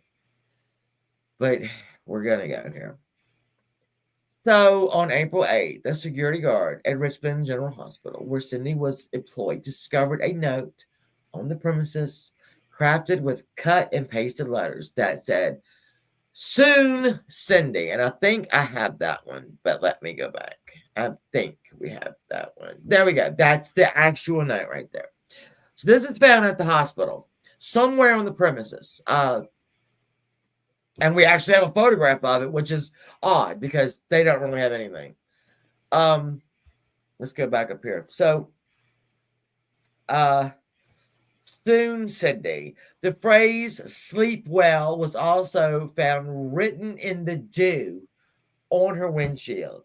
We have a lot of it. There's a lot of attention to detail in all of this. What was the phrase on her windshield? Sleep well. Okay. Yeah, sleep well. So following this, there was another reported break-in on the April 29th. The Royal Canadian, I've called these people everything. I've mixed these words up. Royal Canadian Mounted Police. RCM. Yeah, I should just do the acronym. They sent scent hounds in, and the hounds didn't pick up not one scent. Not a one. But guess what they did do? On May 10th of 1989, there was another incident, and when they sent the scent hounds in, they followed it. It was after an alleged break-in, and it tracked somebody through her yard and over her backyard fence. So they didn't track Cindy's scent, is what I got from this. They tracked that dog tracked another scent across the backyard and over the fence. So before when they said, yeah, it's really not picking up anything. Sorry, Miss James. All of a sudden we have another break-in, and then we do have a scent. Again, yeah, you know. All right, people, we're getting down to it. This is we're getting down to it. So I mean, all right, on at 4 p.m. on May 25th, 1989, Cindy went and picked up her paycheck. Okay. She spoke to the coworkers. They said she was fine. She was in good spirits. Nothing had happened in the last few weeks. And, she was looking forward to her. She took 5 days of vacation off sometime during this in May. So I don't know, and I couldn't find that. I know that she took the 5 days off. When the 5 days fit in, was it the 20th, May 20th through the 25th? I don't know. I couldn't find it. But she had taken the 2 weeks off. No, nothing had happened for 2 weeks. She went to Safeway. She got some groceries. She went and bought a present for a friend's child. And she was going to meet the Woodcocks back at her house at 10 o'clock. They were going to play cards and then we're going to go to bed. That was the plan. The Woodcocks show up. There is no Cindy. She has, again, in the bank, she was fine. The little clerk said she was fine. She stood in line. She did what she did, blah, blah, blah. That was around 7:59, so around 8 o'clock p.m. is when she was in the bank. And that day, Cindy was supposed to have infrared sensors put on her home. I don't know why she would not have been there, but apparently she wasn't there. So Tom and Agnes come over to play bridge and spend the night. Well, they get there and her car's not there. She don't answer the door, and they're like, and we'll give her a minute. She's usually pretty punctual. And then, again, house locked. They go back, house locked, still not there. So they briefly speak to Mr. Johnston that is downstairs, right? The insurance guy.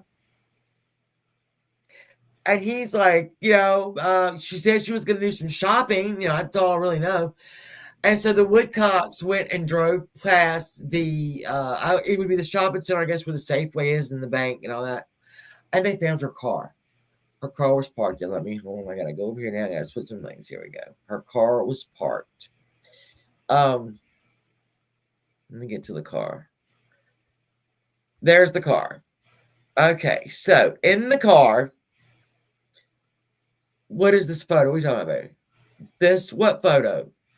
I'm sorry. I was over my notes.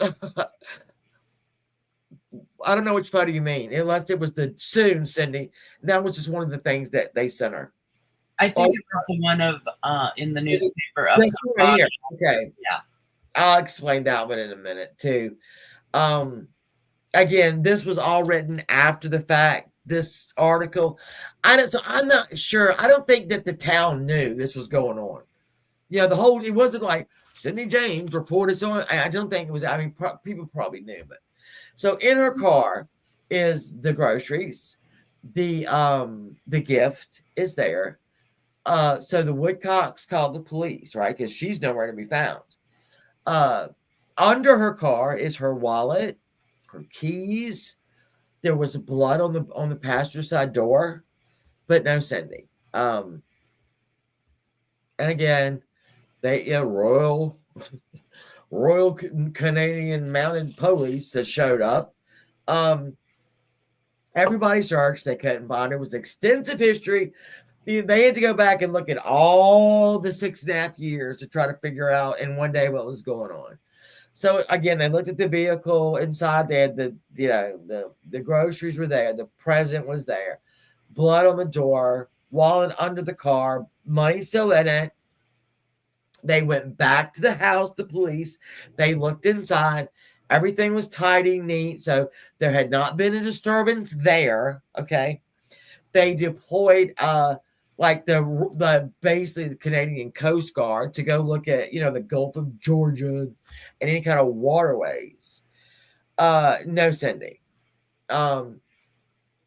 Several days after her disappearance, Mr. Johnson, who lived in the basement, informed the police that he had received a call at his office, and the man claimed to be her father. The man claimed to be her father. So we got a man now, okay, another man. The man said he was her father and was inquiring about the life insurance policy. His secretary said, "You're going to have to come in for that. I can't talk to you about that over the phone. You're going to have to come into the office and talk with Mr. Johnson." And they go to the father. The father says, "I did not make that phone call." So somebody called. All right. We're back at the beginning now. So let me go all the way back. We're going to go all through these years. And there she is. That is where we are right now. Cindy is found by a municipal worker in Richmond, British Columbia. The coroner said she'd been there about a week. Face was bruised up, cuts off. She was bruised up a lot, okay? And hog-tied, as you can see, and there is a black stocking around her neck. You see her coat here. I told y'all about the spray painting on the oil tank. Some bitch died here. There were, when I say a busy road, this is a busy road, and it's at an intersection, and nobody saw her. Nobody had seen this body. The teenagers that went there and used it as a little party house never saw her. The person that was basically a vagrant living in a van on the same property never saw her. So they took her in. Let me get all that stuff. We'll do the autopsy first. She had 10 times the lethal dose of morphine, and it was injected into her. There was an injection mark, even if she'd been there for a week. They found that 10 times the amount of morphine that it would take to kill her. But no syringes are laying there. There are no syringes, okay? She had 20 pills of the flurazepam, never heard of it, and quite a few diazepams, which are all downers, obviously, and whatnot. So this is when the private detective claims that he saw the body. And that's when he talked about the lividity that was on her left side, that she had been found on her right side. What do we know about lividity, people? We know that when you die and you stay somewhere for a while, right, in a certain position, the blood is going to sink. That's where it's going to start pooling, okay, because it's no longer running through your body. And you could have, you can move sometimes if you get early enough, and it can happen between minutes and hours, okay? So it's not really it happened X amount of time. That's not how it works. You can do, sometimes you can tell that the person hasn't been there very long because they can move the lativity. It moves, but then you have it fixed, and when lividity is fixed, it's not going anywhere. Okay, that's where it was. So apparently, Otto claims that it was on her left side, but she had been found on her right side. Again, there are no autopsy notes. There's no reports. There's nothing. Nothing. I can't believe a dead person. Okay. So they believe she'd been there for a week. So where she was that first week, we can't tell sarcasm, Catherine. Okay. I'm just kidding. So we don't know where she was that first week. No idea where she was. No one has saw her. And let me bring this up. The day that she picked up her check, I saw in something, I think it was one of the newspapers, that she had a full makeover at the hairdressers. And I started thinking to myself, would somebody who was planning to do this, go to the trouble of having a full makeover. And then I had to ask myself, what does that even mean, full makeover? Did they cut her hair different? Did they color it? It didn't say. It didn't specifically say. And I only saw that in one spot. So again, I always use caution when I tell you, if I see it in one spot, and if I don't see it in another spot, I'll hold it in my hand. But hey, I'm no dummy.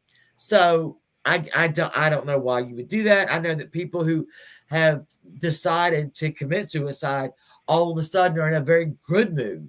They're and I had a friend, bless his heart, he was failing in his, well, I'll tell the whole story. Him and his brother were Irish twins. Y'all know what Irish twins are? They were literally born within the same year, but they weren't twins. And one of the brothers, Trevor, died in a motorcycle accident while they were having a party. He hit like a ditch, and him and another boy went over the handlebars and they died. And Dusty, the brother, blamed himself because he said, I'll take you on the motorcycle when I get back from some Hardee's or wherever they were. And so he blamed himself. And speaking to him, he was in high school still, and he was failing everything you could possibly imagine that he was failing. And one night I worked with his brother, and one night we went to a Pizza Hut after work, and he was there.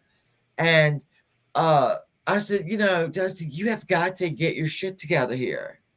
You can't fail. And he said, it's okay, Shannon. I got a plan. And oh, thank you, PDX. He said, I got a plan. And that night on the jukebox, and we were the only ones in the spot. It was like a Pizza Hut.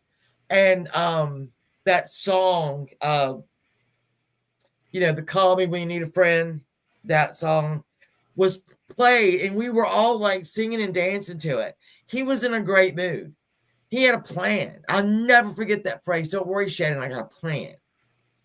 And I was at, I worked 2 jobs then, and I was at my day job, and all of a sudden things started happening, and it was actually J. Crew. I worked at J. Crew up in customer service. And something started happening very odd on the floor. And it was all women that I knew their children went to Brookville High School, which is where I went, which is where Dusty went. And things started to not be right. My mother called my boss and said, tell Shannon to come to my house. Don't go home. Don't talk to anybody. Come to my house. And so I'm thinking, something good here. And then I just talked to his brother, and what Dusty did was Dusty and his brother were on the football team. And when Trevor died, Dusty put his jersey up on their wall, and he didn't want to go to school that morning. Dusty did not want to go to school that morning. And his mother said, look, you failing, you get your ass to school. So he got in his car and he went to school. And then he left school.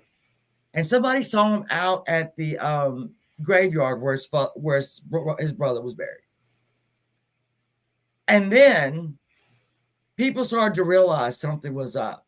The principals tried to call the mom and the brother. The dad was out of town. And by the time everybody got to the house, Dusty had killed himself in the garage with the car running.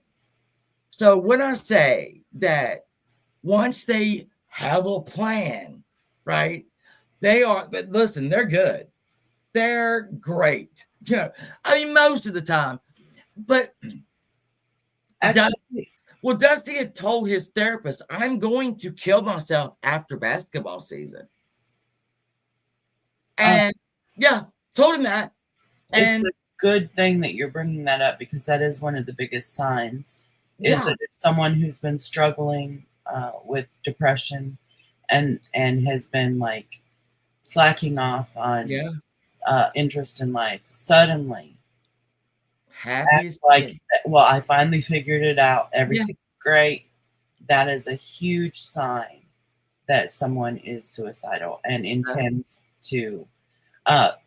The plan itself is an answer to all the problems, and a weight has been lifted from it. I will never forget his face when he looked at me, and the smile and he was relaxed, right? Don't worry, Shannon, I got a plan. And I thought, well, yeah, I even said, I got to worry about you now. Right. And when they say that people say they're going to do it, they don't do it. He told his fucking therapist he was going to do it. Right. And his mother stopped taking it to the therapist. Right. We will get into that. That's another thing.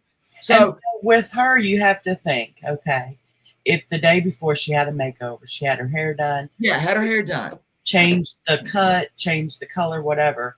If she had decided that she was going to end her life, perhaps she was thinking, I want to do this so that when I'm in my casket, at least I'll look nice. Perfect, like she did when she was married. Right. So yeah, when I saw that about the hairdresser, I went straight back to 1985, and that's when Dusty killed him.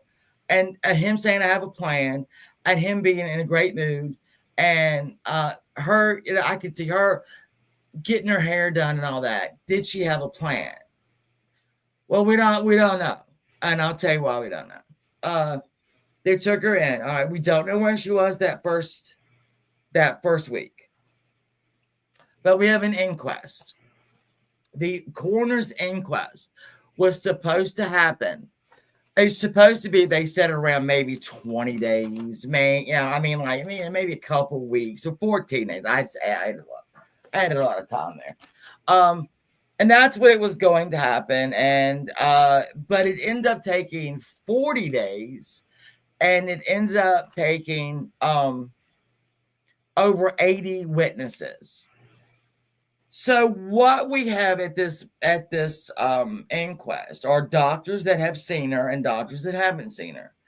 Her husband goes and testifies that he believes that Cindy was suffering from multiple personalities because her father physically abused her, but her brother molested her. That this all comes spilling out, okay? Something that apparently, I'm assuming Cindy never uttered that statement, but maybe she did. I mean, that was her husband. Right. So he says that, and I mean, we have now, as my friend Sheree, I love you, darling, would say, that's a turd in the punch bowl right there, okay? We're not going to be able to backtrack from the husband saying that. To my knowledge, and believe me, people, I looked, there is not a sibling that is ever, one showed up at the inquest, but there is not a sibling that is ever mentioned that the father was like a corporal punishment. He would they get spankings. And her parents, they said, believe that children should be seen and not heard. I mean, isn't that what you want when you have 6 children?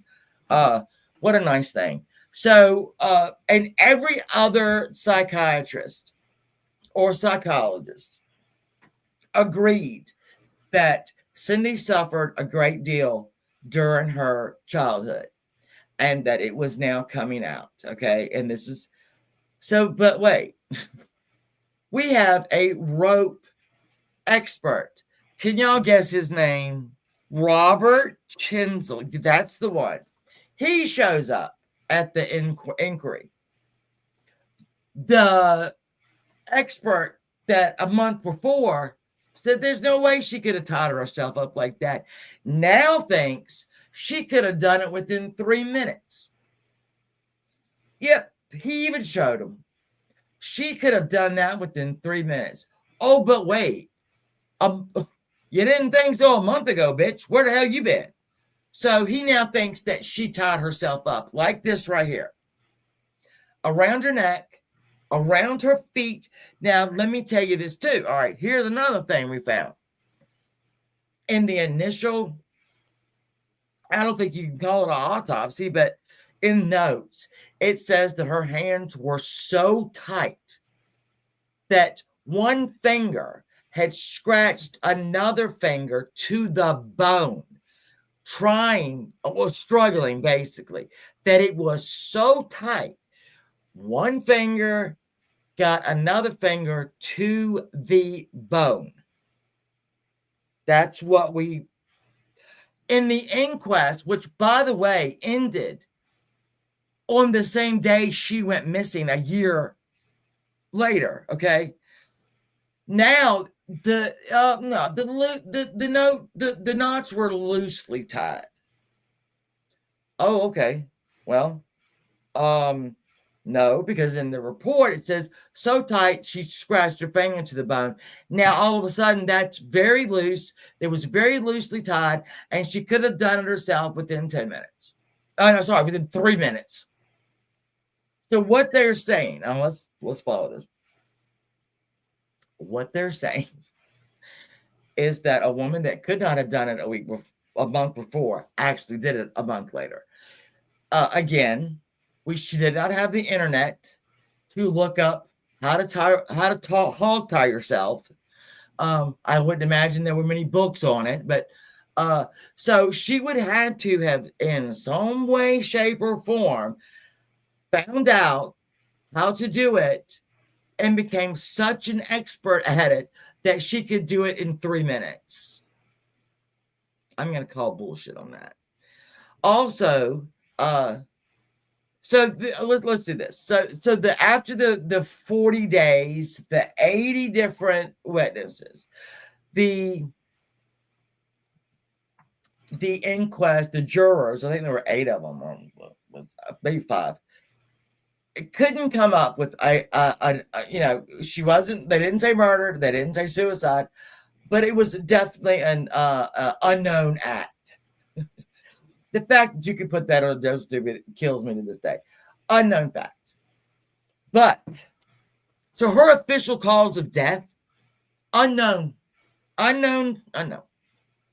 But the Royal Canadian Mounted Police had decided then that Cindy committed suicide.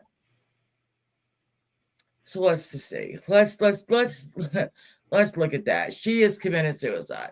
Mind you, there is no syringe anywhere near her body, but she has 10 times the lethal dose. She has swallowed 20 of the Flex. I don't even know. Flex is something. Flex pills, right? It's not Flex real. Don't get excited. And some diazepam. Physically swallowed. They're in her stomach. All right. So the Royal Canadian Mounted Police decided that what Cindy could have done is taken the pills, gone up the street. Okay, we're going up the street. She injected herself with 10 times the amount of morphine that it would take to kill her. She drops or does whatever with the syringe, walks down the street, okay? No shoes. You see, she doesn't have any shoes on. It's not cold, but I mean, there's a coat. She goes, she hog ties herself. She ties the thing around her neck tightly. She hog ties herself, and she just waits to die. And that it was suicide. No. So what happened, though, is her parents, when she did die, went into her home. And they found a stash of drugs, antidepressants, tranquilizers. They found a stash of them. And they flushed them. So we don't know if she had those drugs with her at her home in the stockpile. Her sister found a glass cutter in her possessions. So that glass cutter, the circle that was cut, Cindy actually had a glass cutter in her possession. And that's where this ends. This is over. This woman for 6.5 years either was tormented by someone, pretended to be tormented by someone, or tormented herself and didn't know it. I mean, that's what this, or a policeman was involved. I mean, some people have said that. Catherine thinks that this was all part of an elaborate, kinky, you have kill me and we'll do this and whatnot. And oddly enough, when Jenny brought it up before this, I'm like, what? Catherine did the same thing. That maybe it was sexual, but it wasn't sexual. Do you know what I'm saying? I mean, like, you have kill me, but we won't have sex. And then, because there was never any physical evidence. She was never, there was never any physical essay evidence. There was no. So that's basically where we are right now. We are at basically the world is. Oh, that's Catherine. Oh. Yeah, she said she's on the way. She wants to tell us her. Yeah, but I was just talking about all this crazy stuff, and I heard like stomping. I'm like, oh shit, come on! Oh, here she comes. Are you gonna be on camera like that, or should I kill? No. She's been asleep, so she looks crazy right now. Why do you have to out me like that? Because I out everybody. How crazy do I look? You look pretty crazy. Oh, I look pretty crazy. Yeah, pretty crazy. So, give us your opinion. I think that it was a part of like it, not like a. You're saying it's like a sexual thing. You said kink. I did not say kink. I think that it is a fetish. To be okay, whoa. Teresa, you're right. No, you're right about that. I think that it was it is like a famous fetish. Is it? It's not famous, but it's a known fetish. Well known. Yes. That like being stalked and followed. Like there was a whole episode of Criminal Minds. I didn't know that. That people like want to be followed and like they get off on it. Yeah. So I think that she was consenting to it. She was like married. She was She was not married anymore. She was divorced. Yeah. So I think it was like a thing, but the person doing it, who she was consenting to, was starting to lose control of himself. Oh, okay. And that's why it started getting worse. Okay. He started like losing control, and he ended up killing her. I mean, the thing that she came. That's what. After the 10 weeks, and she said, "I know who did it. I just can't. I'm not going to tell you." So basically, you said that the private detective that she hired said that it seemed like she knew more than she was telling. He has said that. Yeah, that Otto, the detective, said that from the beginning. Yeah. He thought there was something she wasn't saying. And she finally 6 years later admits that, yeah, I know who it is. Yeah, she was fully consenting. Again, did she leave that day and decide, all right, I'm going to hang out for a little while somewhere. I'm going to collect, I'm going to figure out what I'm going to do. I should probably had to know it. And then, stay somewhere for a week where nobody, because I think after her death, that's what that article was about. Everybody then knew every detail of it. So somebody, somewhere, if she stayed at a hotel or motel or whatever, nobody saw her for a week. And then she ends up dead and laying there for a week on a heavily traveled road with people all around, with some bitch died here spray painted on the oil tank. Hogtied, even though a month earlier, the DOT expert said there's no way she could have done it. Changes it to she could have done it in 3 minutes. She'd have to come up she'd have to have, let's say she had 30 pills. She had 20 pills of the fluorazepam and 10 pills of the diazepam. Not super fast acting, but I mean that many, and then you've injected yourself 10 times the lethal limit on top of the pills that you took, and you're going to make it all the way down the road, okay, before any of this kicks in, you're going to have the wherewithal to pick a spot in the yard, to hog tie yourself, and wait to die. Because they said that the morphine would have taken like anywhere from 15 to 30 minutes. And that's the case. That's it. We have come to the end. Okay, so one thing that immediately comes to mind with Catherine's theory. Say there is someone who is in this kink with her, okay? Mhm. And they do these things. They don't want people knowing their deep, dark secrets either, Exactly. right? Yeah. Let's say she goes to meet them.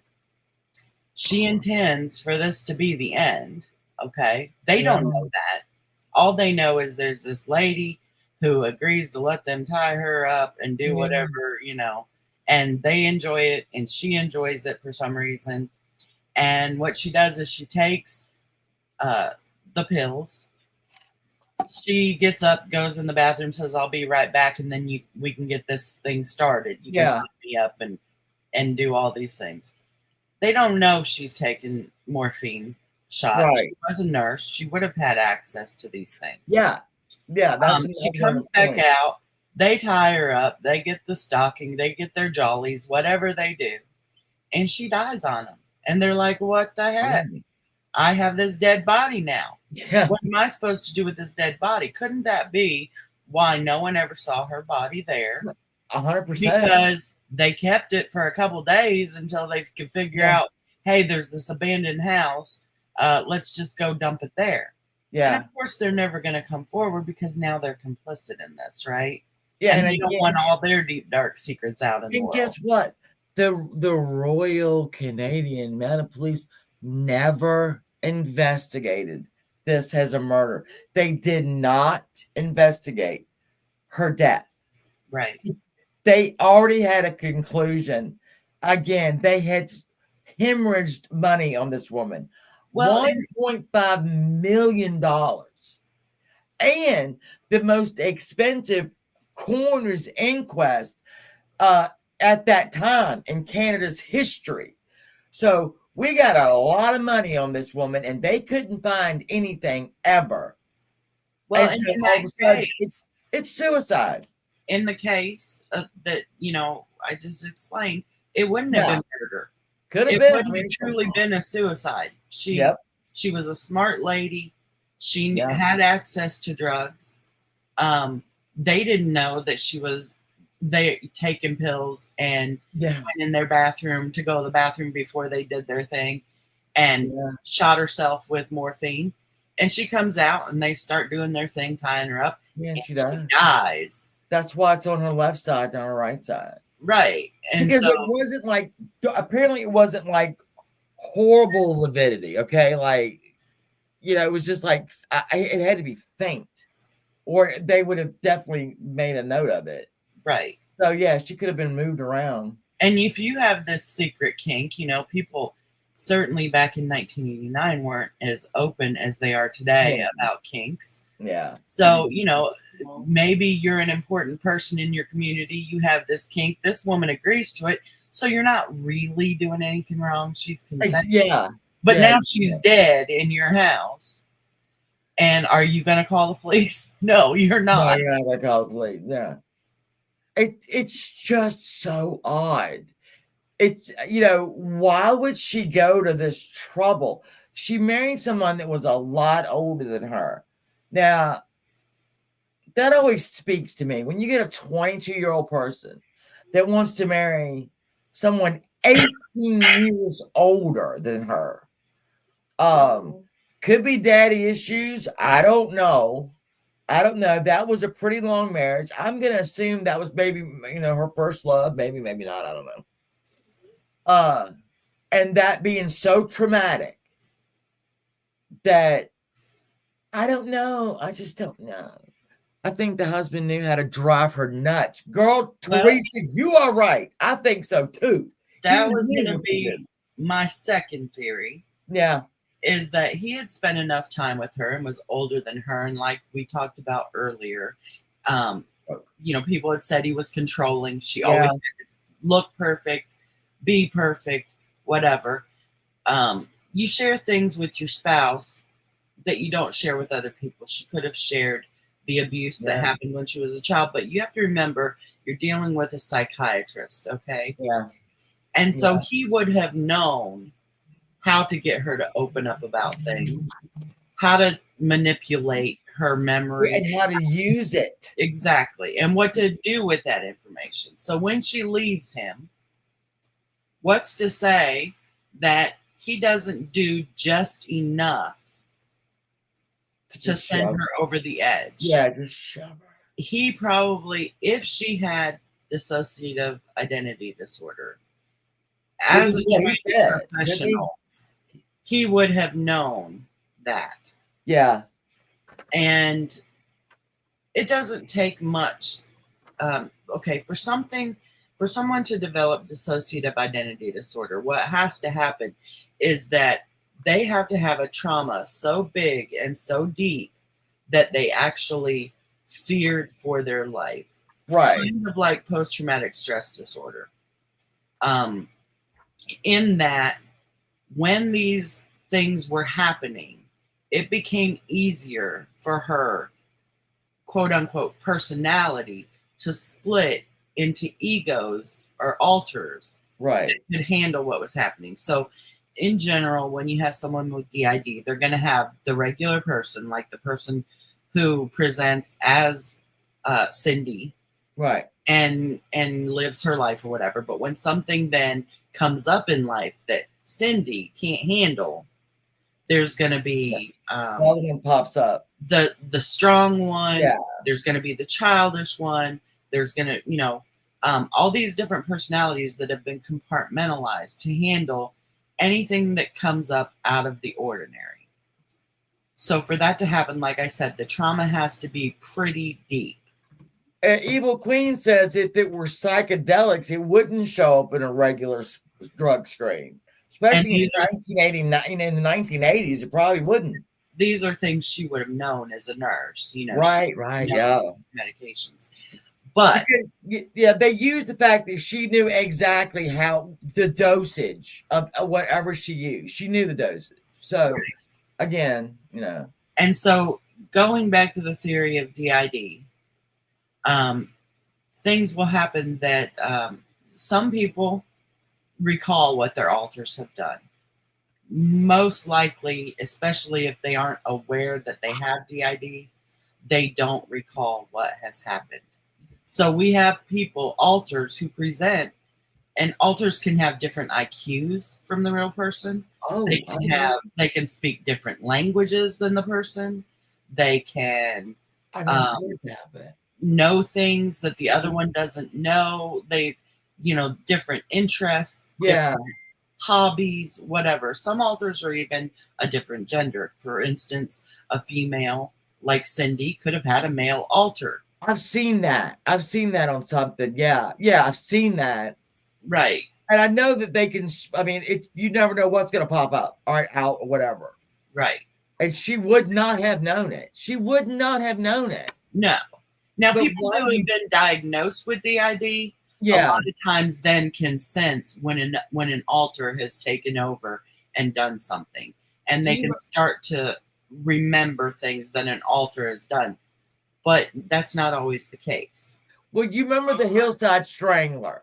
Yes. One of them pretended that he had all these personalities. Right. And when the doctors, quote unquote, interviewed him, they knew he was full of shit because he wasn't, I don't think he was terribly smart. He might have been, I don't remember now, but he had planned this, multiple personality thing. And when he went to execute it, they were like, he ain't nothing wrong with something. Right. And then he had to finally go, I'm sorry, it's good. So, yeah. Her husband, knowing all this, could have pushed her just enough to make her feel just unsafe enough to start bringing out these alters. And one of her alters may have been a self-harming alter. A lot of times when people have alters, there is one alter who is violent, who wants to end the main person's life. Yeah. Who, so it's not uncommon that an alter might do things that hurt the actual person. So Sometimes this alter would have learned how to tie knots. could have. He would not have had any knowledge of how to tie knots. And one thing about Cindy that you'll notice, especially in the pictures of her tied up, are that she was very thin. Yeah, she's very little. Now, someone my size, could I tie my hands behind my back and then reach down and tie my ankles and all? No, not at my size. But she could have tied the knots in front, stepped through them as thin as she was, and had them then behind her back. So you have to consider, that it could have happened. That it's possible. Yeah, but I kept thinking, all right, where would she have learned this? And I'm thinking, if we are thinking about Cindy leaving her house, looking like she looks all the time, and stopping in somewhere and being another personality, and that's not what happens, right? I mean, they change, right? So she's not going to go into a bookstore as Cindy. She's going to go in as whatever one needs to learn how to tie the knots. Right. So, alters have different names. Okay. They have whole different personalities, different interests. So this alter may have had time to go read books on knot tying or whatever. But, interesting. You can't know if you don't know. And back then they didn't have cameras like exactly. Now everywhere. But is it a possibility? It's certainly a possibility. How likely is it? Like you said, people would have had to have seen her, because we couldn't order a knot book on Amazon back then. Yeah, you're right. She may have walked in with, when an alter is male, they take on the walk of a male. And a whole different voice, and she might have said, "Hey, my name is Lou," or something, and kind of acted more masculine and had her hair up under a hat. Who knows? Yeah, it could vary. I mean, that's the theory that I would go through, right? That's the only thing it could be. I don't think this woman for 6.5 years sustained this amount of detail. There was a lot of detail in all of these things. But then you turn around and she walks the dog at 3:15 in the morning. Right. What in the hell, Cindy, were you thinking? And that may not have even had anything to do, when I think about that, may not have had anything to do with, any dissociative identity or anything. It may have been that Cindy, because of everything that had been going on and she'd been hospitalized, maybe she wanted to move again and didn't have the money. And so she thought, listen, they wouldn't suspect me because of all the things that have been going on. If I start a fire in my basement and my house burns down, my house burns down, I can get the insurance money and I can move again. Yeah, I mean, it's so, because we don't really have a big, these books might have them, and these books might have spoke to people that knew her and all that. And one day I might get one. I don't know. But as far as doing research on Cindy James, you're not going to find a lot of, except for Agnes, but she was on America's, she was on the Unsolved Mystery show. She was, her and her husband were interviewed for that. So you have her, and she worked for Cindy for a very long time. And she believed that Cindy was being harassed. We know that because she kept, showing up, finding her a couple of times.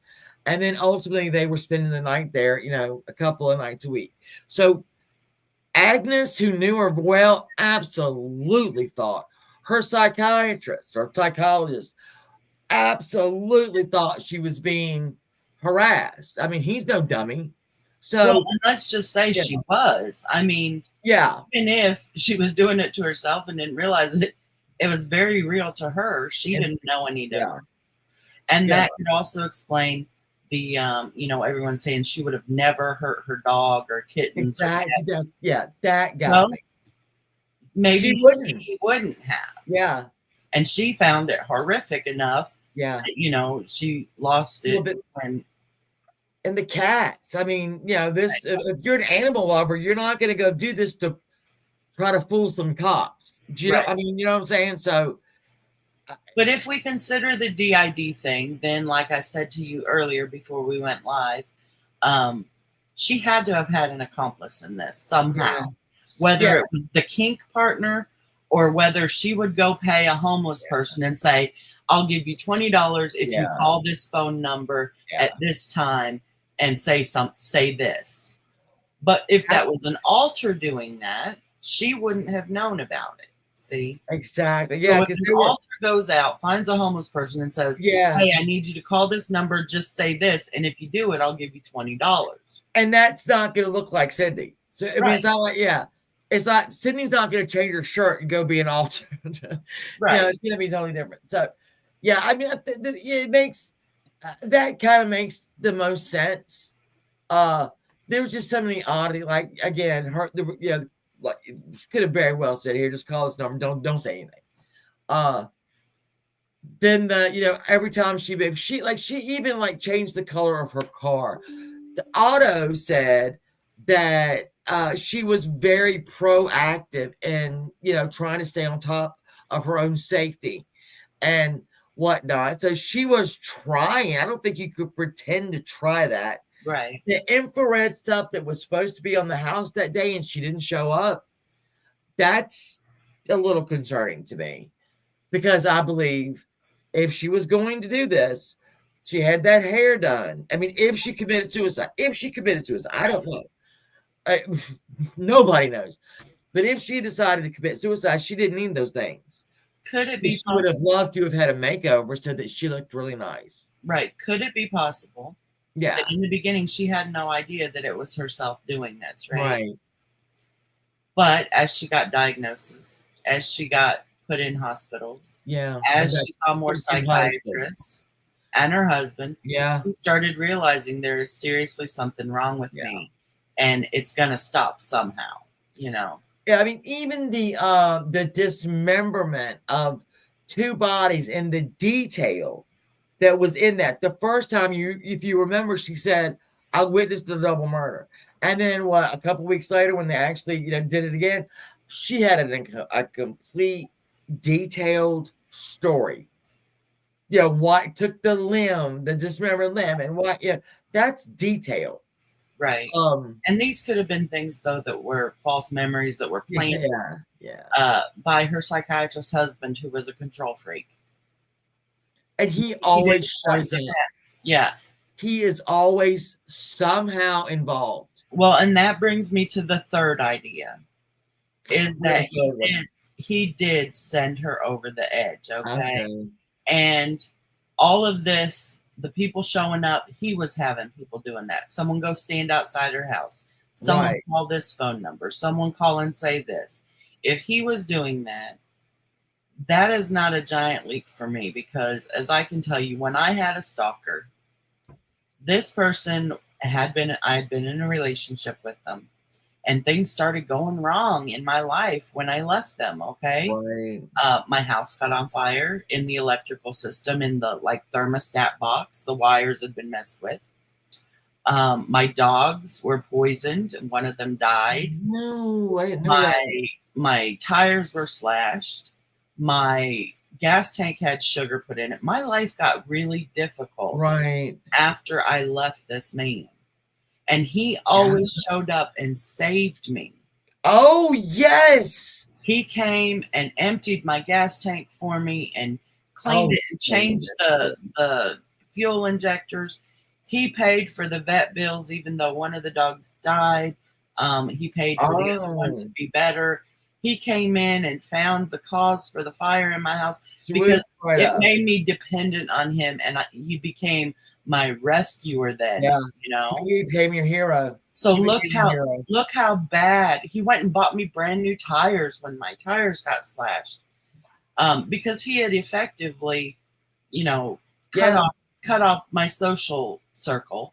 So as soon as something happened here, he would come by and say, oh my gosh, what's going on? And I'd say, someone slashed my tires. Oh my goodness, let's go get you new tires. So he became my savior. This is what would have pushed someone back to the person. So if he was having people go to her house, stand outside, people leave notes, people do this and that and everything, and then he's found outside her house acting like her guardian, right? Yes. He's going to save her from this. And that was in the way beginning. Right. Because, I mean, a psychiatrist can. It's like when Cindy was getting getting the report. She would answer a question. Go, am I crazy? Am I crazy? If you have one of Mr. Makepeace's,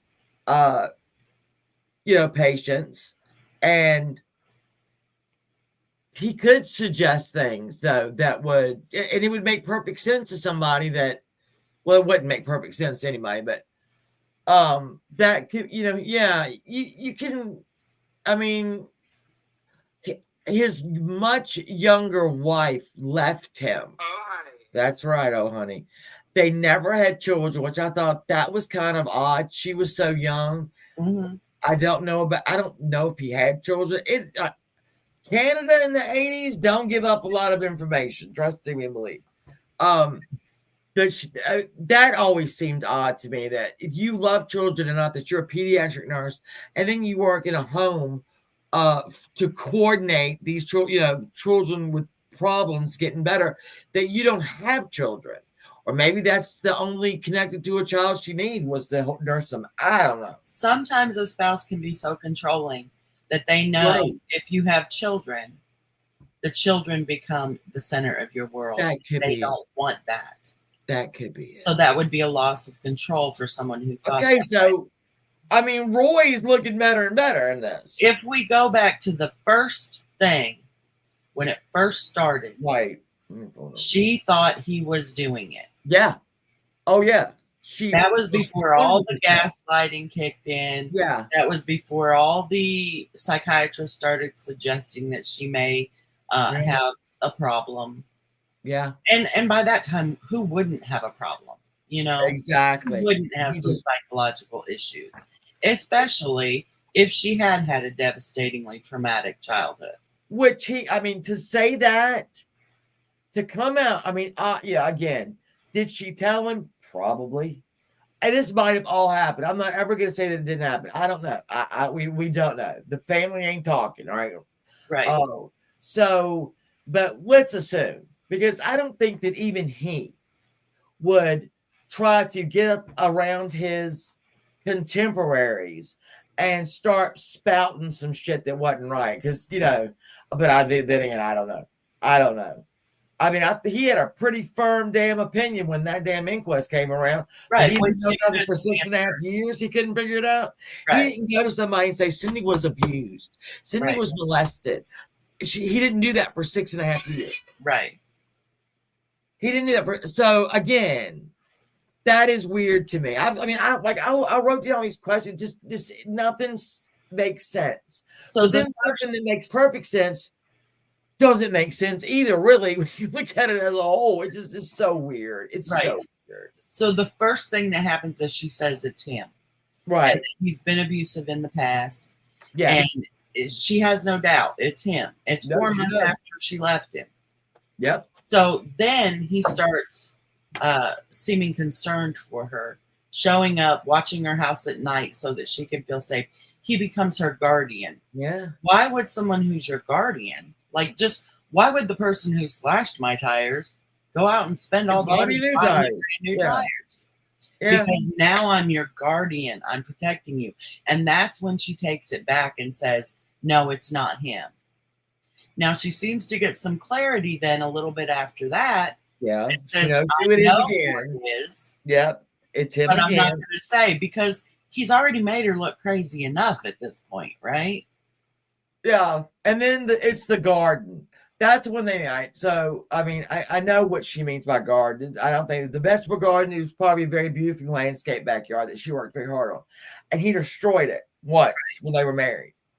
Right. And so to have this happen again, dead cat showing up in your space, he knew that the backyard, her garden, was her safe spot. Right. He made sure that she wasn't safe in there. And he put dead cats, and then he ripped it all to hell, like he had done before when he was angry with her and destroyed her garden. So Right. he does show up a lot. I mean, in the in her, and then just why would you hold this information when you know your ex-wife is being analyzed for 10 weeks? Right. And that's, why do you not say, hey, excuse for not saying anything? I get, yeah. I mean, it's very odd that it Her comes out. privacy. He can't violate the ethics of her privacy. Oh, until she's dead. If the cops say, why didn't you tell us about this?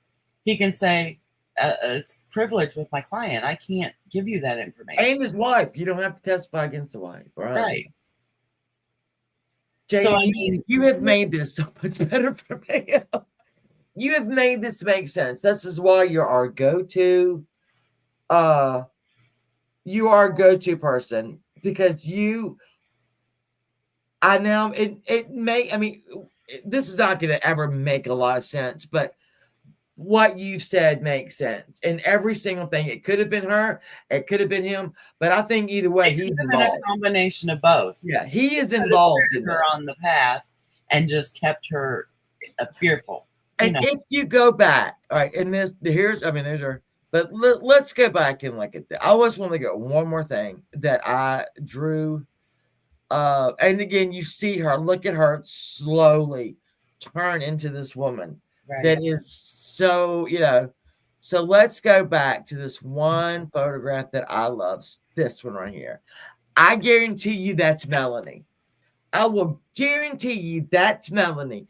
And that's the one that was threatened several times through this. Look at the way she's looking at Melanie, her little sister. And when I think he knew to threaten her, that's the one. That was the light in Cindy's eyes right there. That is her. Look at that look. That is she loves this person, and I'm telling you, I know it's Melanie. And he knew to use Melanie to keep her, on edge. He knew that was the ultimate threat. Right. Like if they had a child, and that would be the ultimate threat. I'll kill your kids. But Melanie was closest to Cindy right here. And that is why you have that look. And that is why Cindy did not come forward and say, well, I mean, until the end, she said, I knew who's doing it and why, but I'm not going to say. Yeah. Because I think she was so worried about Melanie. And Melanie was with them on that trip when Cindy said he dismembered these people. So Melanie was there. So obviously she's very close to Melanie. I need to find Melanie. And I'm not being mean about that. I would love to find Melanie. Right. And say, listen, I know this is, can you just answer? I mean, I could try to do that. I'll look for it. Damn it, I'll look for it. I'll look for it. Just because this is so, what kills me about all of this is that one doctor said something in her or out of her is, this is torment. Torment's a big word. Right. It's a big ass word. And, for a professional person to use that word, it is a big word. Inside or out of her was doing this. And, maybe he could have, he probably had some very real opinions on who could have been doing this. But, where do you go with that? I don't even know. I don't even know. I don't know. At the end of the story, even though we don't know exactly what happened, I think it's safe to assume that it was a combination of things or people. Her mental illness that came up after all of this, and her husband, and other people who were brought in as accomplices who don't come forward because now they'd be complicit. Whatever it is, I think there is no doubt that she was tormented. Absolutely. 7 years of her life. And it is a big word. People throw that word around. It's a big ass word. If you go look it up, if you don't know exactly, I can't imagine being under that much stress, physically, mentally, emotionally, professionally. She was still going to work every day, people. and had an important job. I mean, she had a very important job. She kept all of her senses, right? And to hold this life down the way she did, and then again you lose control. She leaves him. She leaves him. He don't leave her. Right. So what could have happened to that? We will never know that.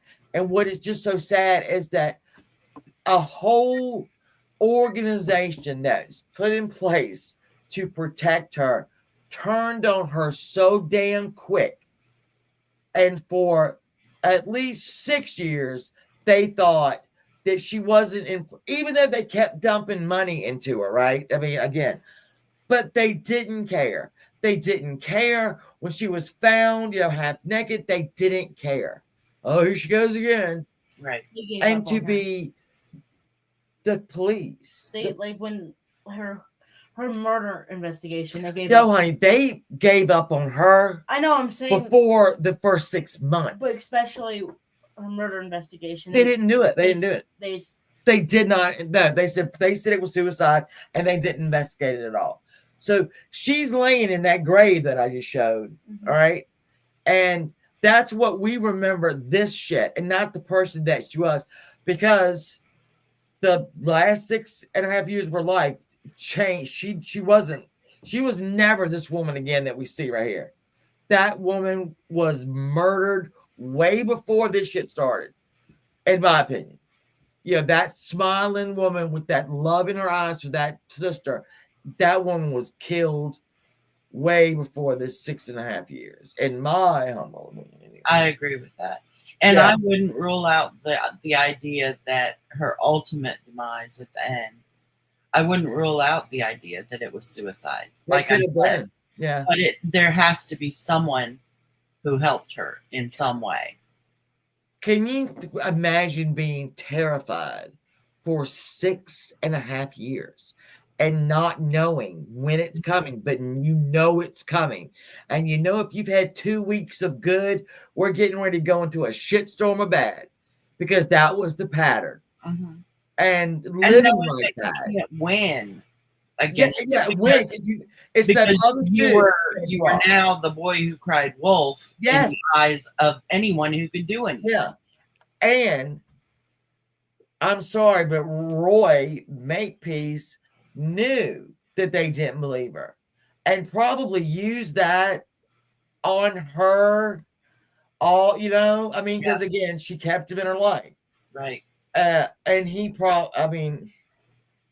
it's just sad to me that this woman, it is. Nobody should live like that. Nobody should die like that. Nobody should be treated like that. The one thing I feel like we can rule out is anyone who said she was doing this for attention. Oh yeah, no, I don't think she was doing it for attention. I think that is the one given that we can say. I don't think she was doing for attention. Did she maybe do things knowingly and let them fall under the guise of this stalker thing, like trying to set her house on fire? I think that's very possible, because she was desperate. Yeah. And who knows, moving again for her may not have been viable at that time, financially or whatever. And so emotionally, you know what? You pick up and move 4 times in 1 year. Right. So for her to say, listen, I've got to get out of here. I don't have the money. If I set the house on fire, it's illegal, but it's going to fall under this stalking thing, and they won't look at me, and I can move again, So I'm going to take the dog out for a walk, start a little fire in my bathroom, open the window so that it gets enough air to actually catch. And so I think it's a combination of desperation, of a lot of things that went into this. I don't think any of it was attention. When she had somebody with her and she was safe because there were other people with her. I'm not talking about the guy that lived on, the basement apartment. And I'm not even really talking about the cop that she dated for a year. I'm talking about her mother, her friends, when they were in her house, and she should have felt safe, right? She should have been able to sleep like a baby that night. Right. And she couldn't do it. she couldn't do it. No. Or somebody wouldn't let it be done. Her whole Somebody- emotional dysregulation wasn't going to be fixed by just someone staying with her. Yeah. You know. Well, I mean, like I say, if say Roy knew, oh, she said, oh, you Agnes and Tom are coming over. We're gonna, he knew. Right. He knew that she would be safe, and he couldn't have that. Even if it was for one night, Right. he couldn't have that. Right. So he would do something, alert her, but not the people that were asleep. Because I don't know. I don't think Cindy got a lot of sleep, though. You can look at this woman and how she this wasn't normal age. Okay. This wasn't, you don't go from that to the black eye, sitting like this. And I mean, what? No. Are you trying to put your finger in here? I'm trying to see how hard it like. Yeah, you don't just you don't. I mean, this wore her down. This is Well, and he would have known that even on the night she was literally safe because someone was there with her. Yeah. He would have known that she was still so dysregulated that she wouldn't have a peaceful night. And think about this. Think about that last 2 weeks. Nothing happened. She was in a great mood. She went and got her hair done like she used to do. Right. When everything had to be perfect. And she went to get a makeover because she, started to feel a little bit more safe and starting to, because I mean, 2 weeks for something not to happen is a long time for that, for her. Right. 2 weeks is an eternity. And maybe she started to, feel a little bit better, got her hair done, and he was like, oh, hell no. Well, isn't that the ultimate taking back of your power? Yes. Yes. Yes. Especially for a woman. I'm going to look his ass up. I hope he died. I know he's dead. I know he's dead. But, man, I hope. I really, because all through this, like he popped up. And again, being married to a psychiatrist, even if you have a well above average IQ, they will wear I'm with my psychiatrist sometimes for 30 whole minutes. I am exhausted. I don't want to talk to you anymore. You pissed me off 10 minutes ago. I want to go home now. Right. So living with one every day? No, that wouldn't have worked for me personally. No, but I see what you would, if you are from mental instability, you have been molested, you have been abused, and a psychiatrist says you're fine, you're great, you're good, and then for 16 years slowly just drags you down because he's getting a lot older than you are. Right. And that he's in his 30s. Okay. You're in your early 20s. 16 years to you and 16 years to him is a long, big fucking difference. Okay. Right. So you're watching your wife get probably more beautiful. And then, so you have this trophy. Probably. And then all of a sudden, this trophy's not happy with you anymore. And what do you do with your trophy? You're not gonna, I think. But then I wake up in the morning, Janie. I think me and Janie are stupid, right? And it was aliens. It was aliens. Go back to her first instinct. It's always aliens. If we just go back to her first instinct, I think she was right. I think he had something to do with it. I'm not saying that he physically harmed her, like came over and gave her the black eye or tied her up. No, but I think he knew the buttons to push and may have said, hey, I need you to go watch over her. But if someone shows up, take off real fast, so that they'd see someone standing outside. And that person might have thought they were doing good. Yeah, they're doing an exercise. I had a therapist that always sent me home with homework. Right. Okay, no, I ain't doing homework. But a psychiatrist would tell you, to I'm trying to think what some of the things might have said. I mean, they would think they were doing some kind of therapy or something. He would or something good. Something doing good. You're pushing your boundaries. You're setting your boundaries. Are you doing this and that? Yeah. And it could have happened like that. It could have very well happened like that. But I'm going to look his ass up and I'm going to find out what happened to him. And because you've made this I mean, we knew the personality, so that could very well happen. But I never I never considered you when you saying that he was slowly pushed her. It was a very slow push. It wasn't. Yeah, it was just a slow. And what do we know about controlling and abusive people is that they start out with the path of least resistance. Yeah. So maybe a phone call with a heavy breather is enough to make you feel unsafe and you run back to your husband. But she did. And it didn't work. And then maybe it's a note Yeah. and phone calls to other people saying they, letting you know that they know who you're with and where And you words. are. I mean, and then that doesn't work. So then what do? Yeah. You escalate it to you making them feel like their space has been broken into. Yeah. She started saying she felt like that someone was her first thing. I feel like somebody is looking in my windows. That was her very first. Before anything happened, she told her friends, "I feel like somebody is looking through my windows." So she knew she was being in some way violated, right? Because that is a violation. I mean, you're violating. You take somebody's security away from them. That's a huge violation. If you know they have a past of feeling out of control and insecure and unsafe. And she might have been sexually because I'm sure he was much more experienced than her and all. Yeah, that he could have in so many ways put so many in. She could have been in now. Oh, hold on, my. Oh, come on. Manipulated? No. Insecurities. Yeah. He probably pounced on while they were married to keep her in line. Any insecurity that she had. And, like I said, you're right. I think he slowly pushed her and she did the rest. That could have been the whole reason she was with him at 22 when he was 38. Yeah. He was already established in her life. That was a secure person. Yeah, exactly. Yeah. So she got to feel secure. But then when she realized, hey, this isn't all it's cracked up to be. I feel very controlled and manipulated. I'm leaving. Yeah. The Halloween baby's got a point. The financial motive if they had divorced. And again, with Canada, you can't look that up. I tried. Trust and believe. Canada has got everything back then, and they didn't grandfather clause anything. You can't find.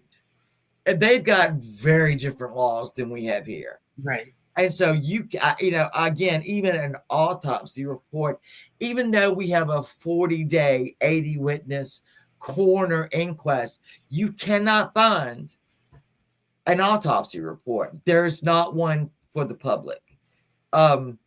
So we don't know. These doctors could have had, Jesus, God knows how many, thing.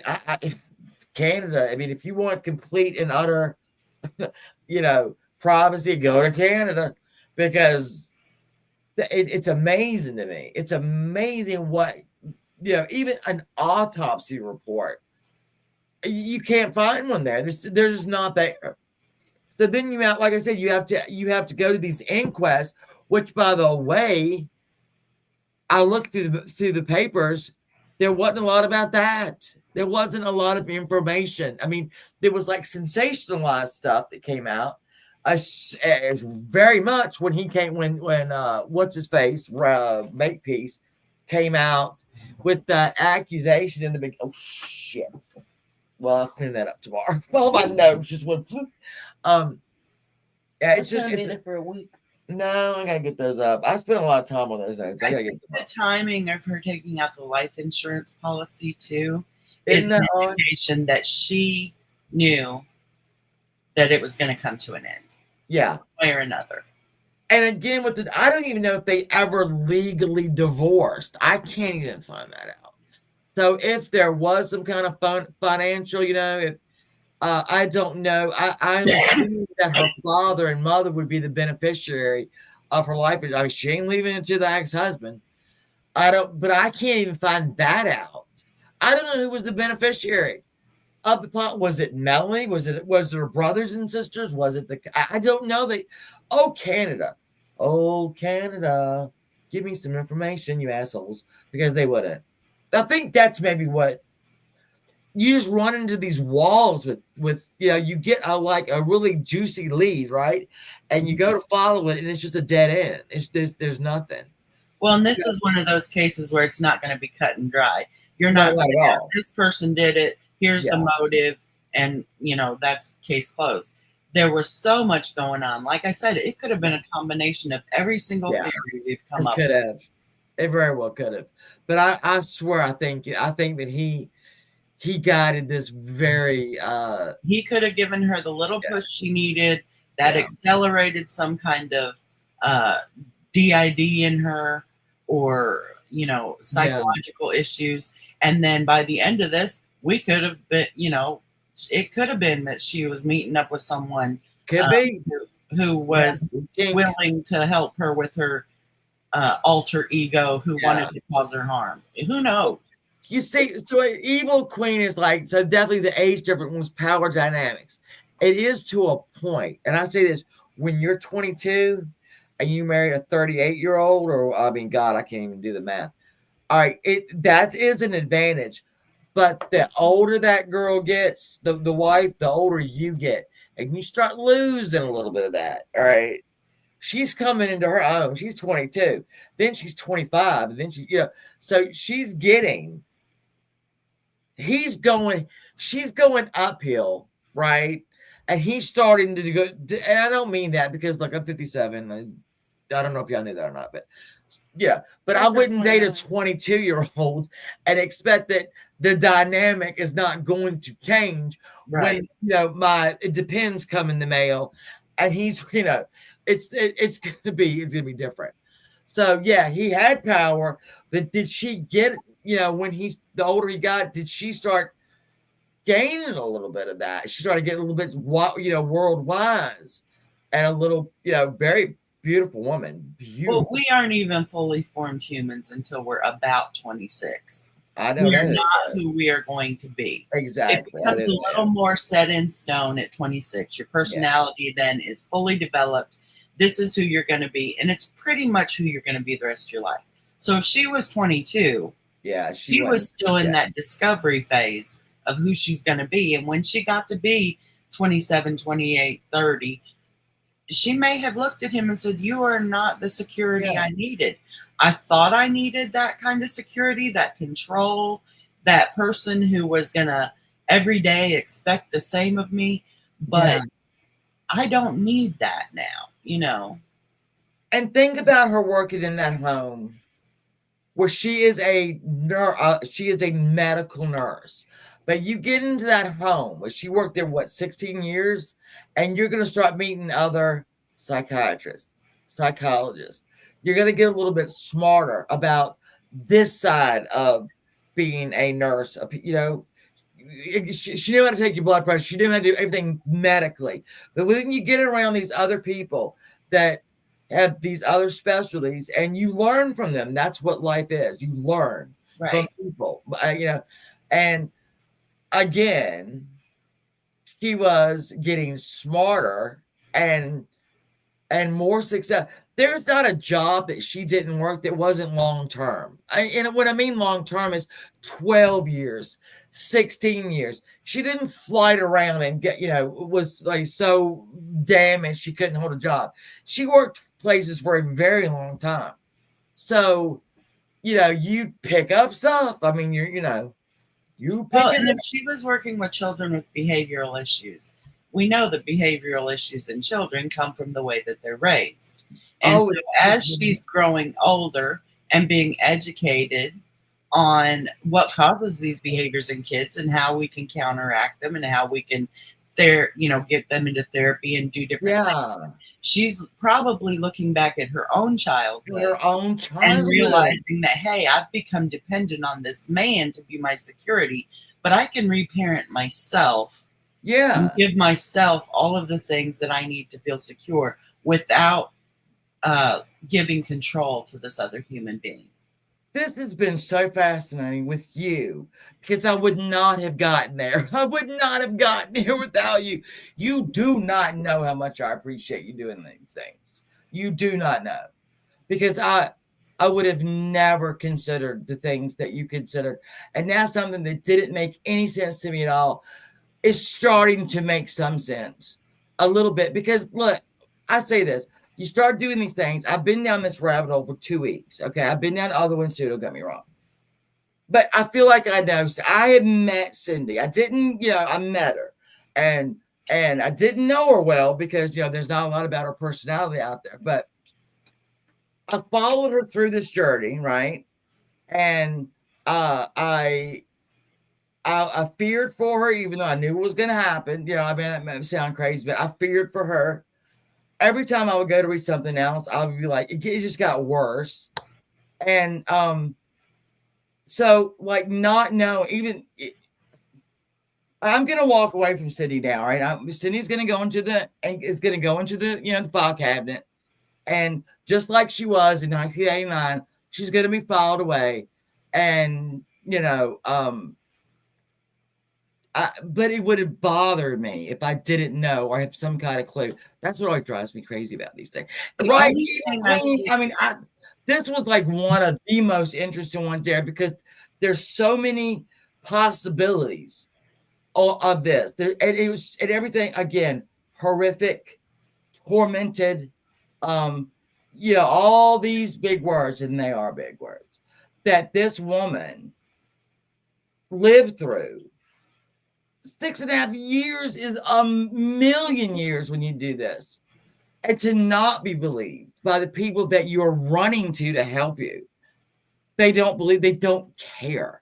A female officer hires a psychiatrist because, in her opinion, this pretty woman's histrionics were conning the male police officers. Really, honey? Look that bitch up, see whatever happened to her. Right. Because that's a very, that woman might have had some issues she probably need to get out. That's a pretty shitty thing to say about a victim. The one thing I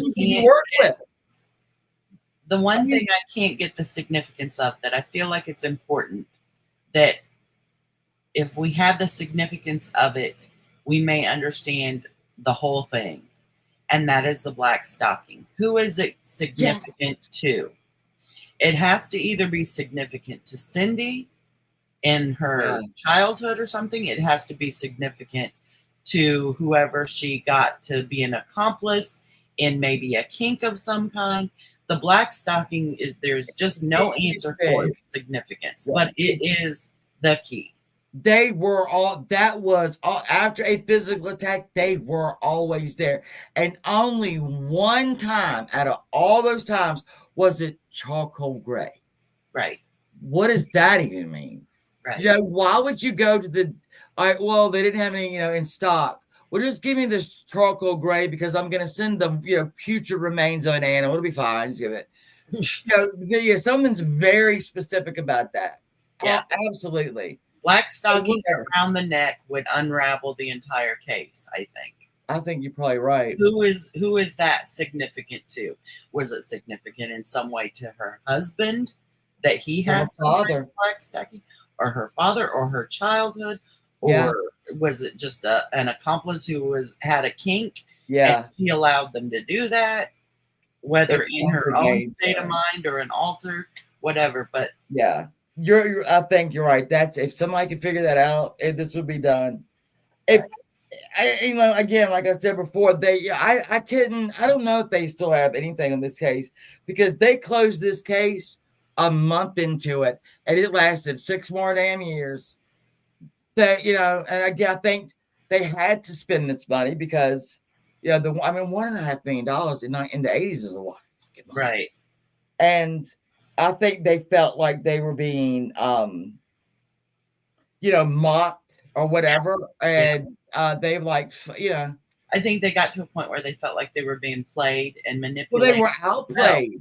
They were outplayed by somebody. Right. 100% they were outplayed. And we just don't know who it is. They thought it was Cindy. I'm not so sure. Well, I appreciate you letting me do this. You said you appreciate me doing it. I appreciate you letting me do this because it's not very often that I get to really ponder things and people are interested in what I think. I mean, you were just so perfect. That day in Steve's, I thought, I need Jamie to do this. I'll say it 1,000 times. You took a leap of faith. I know you did, but I'm glad that you enjoyed. I know you like when you bought that, but you weren't going to buy the book. You were not going to buy that book of Nancy's, and you said, I got to buy that book. $15? No, I'm buying that book, and I'm like, oh well, and you just dove in to that, and I could tell that you did really enjoy it. I did. Yeah. And like tonight, this has been, whenever we're together, we go to 3 a.m. But I like it when you enjoy it too, because I like an opportunity to think. Yeah, we all do. That's weird to people. No, but if someone could give me an opportunity to really think about something and follow the strings as you pull them, and could it have been this, and is that logical, and what would be I love that, and I love that you're letting me share that. I know it can get to be a bit much for some people. I love it is that, when you popped up in Steve Billings, I'm like, yeah, this has got to happen. This has got to happen. And I'm so glad that it did. And I can't wait when we do, I like last Saturday when I wasn't really into it, I'm like, I'm going to miss Janie now. I'm going to miss Janie. And I know, the other stuff I get. I mean, all this stuff was like, even the paranormal stuff, I get a kick out of it. I love to look it up. I love it. But I know this is your jam right here. This is what you are more. This is your chosen path in life. So I knew you'd be the one. And well, we might not have gotten the ultimate answer, but I think what we did is we got some very good logical conclusions. I think the most logical is that it was a mishmash of probably a little bit of all these theories. Yeah, that son of a bitch. I feel better that I feel better. Well, you feel like there's some kind of closure. Yeah, obey their husband. Even though it's not all crystal clear. Oh yeah, we're never going to know. I think he was involved in it in some way. And maybe things didn't go the way he planned and things went off on a different tangent because she had her own issues she was working with. But I think that her first instinct was the best one. And I think that he at least started this train down the tracks. People would ask me, why? When I dug into the Amityville horror. The Amityville horror, the horror of the Amityville story was the DeFeo family that lived there. That was the horror. Right. Every one of those kids, the wife, the fat husband, the mob. And so, that case is solved. Right? We know exactly who did it. There's things that don't make sense in that case that I will talk about, but there's also another one that I always cover. I like to cover it at Christmas, and it's the Three Girls, the Fort Worth Trio. I know I'm not going to solve it. Don't get me wrong. We're not going to solve it, but I feel like I'm helping. Right. If that makes any sense. I know with Asia Degree, the child that went missing February 14th, year 2000, and the 9-year-old that went out of her house. Okay, so there is a Facebook group that deals with her. And I came in as a YouTuber that has covered her several times. And so you get in these little groups, right? And they start getting pissed off because, you got an opinion on something. You don't have their opinion because you have looked around, you know what I'm saying? Right. And they would talk about YouTubers, right? And in that group, I said, let me tell you something. I have put that kid's name in more mouths than you have here. Don't even get that twisted. And I have shown her picture more to people than here. You show them with each other. I'm showing them to other people. And her name is being said by people that never said it before. You put down a YouTuber all you want to and stay over here on your little Facebook, your little group here, but you can also eat shit because, no. YouTubers do, even though, no, we're not going to solve, well, no, that one might be solved. Asia might be solved soon. But people come after you like, I'm sorry that I'm sorry I've looked at this from more sides than your YouTube, your Facebook group. Yeah, they get mad. It pisses me off. It pisses me off. And that's one thing I don't understand. If you're truly into this for answers, and to find what has happened, why would you ever not welcome another idea? YouTubers come in here all the time. Oh yeah. Oh. And I even gave him like my links. If I'm saying something wrong, jump in that chat and I mean, I wasn't being mean at that point. If it gets something wrong, jump in the chat and tell me that's wrong, and then tell me what the right thing is. Right. Oh no, we're not getting any of these YouTubers. Oh, okay. Yeah, because we don't really want to solve it. We just want to talk about it and figure out what the other person thinks. What do you think? That's what I say. Kiss my damn ass. Well, I do appreciate you letting me do this because you're the one. If we could, the hero here, not me. Wouldn't that be great? And I'll pick another one, or if you've got one, a case that does, let me know. But I'm always looking. Know that, because I'll message Janie, go, hey, I think that what I did is I gave the name, and I said, you in? She was like, I'm in. I'm in. Yeah, anything you come up with, let me know. I'll look into it. Yay! Any reason for me to think, I love it. So. I mean, it keeps you young. Like, you talk with, the young children. I told you, it keeps you young until they make you want to beat your head against the wall. Oh, right. But I'm surprised they haven't been in here tonight, actually. Oh, really? I think I've finally got them tired enough that tonight they might sleep. God, you don't know how many years you spent Well, today we were with Angela, right? And his two grandsons were there. And one of them is a baby. One of them is, what is he, about 2, 3? Maybe 3. He's probably 3. And that kid's hilarious. But I remember sitting next to him. I was sitting next to him, and I remember how much work that was. Never again. No, I mean, even like with the grandchildren, I'm like, no, I was much younger when I did this before.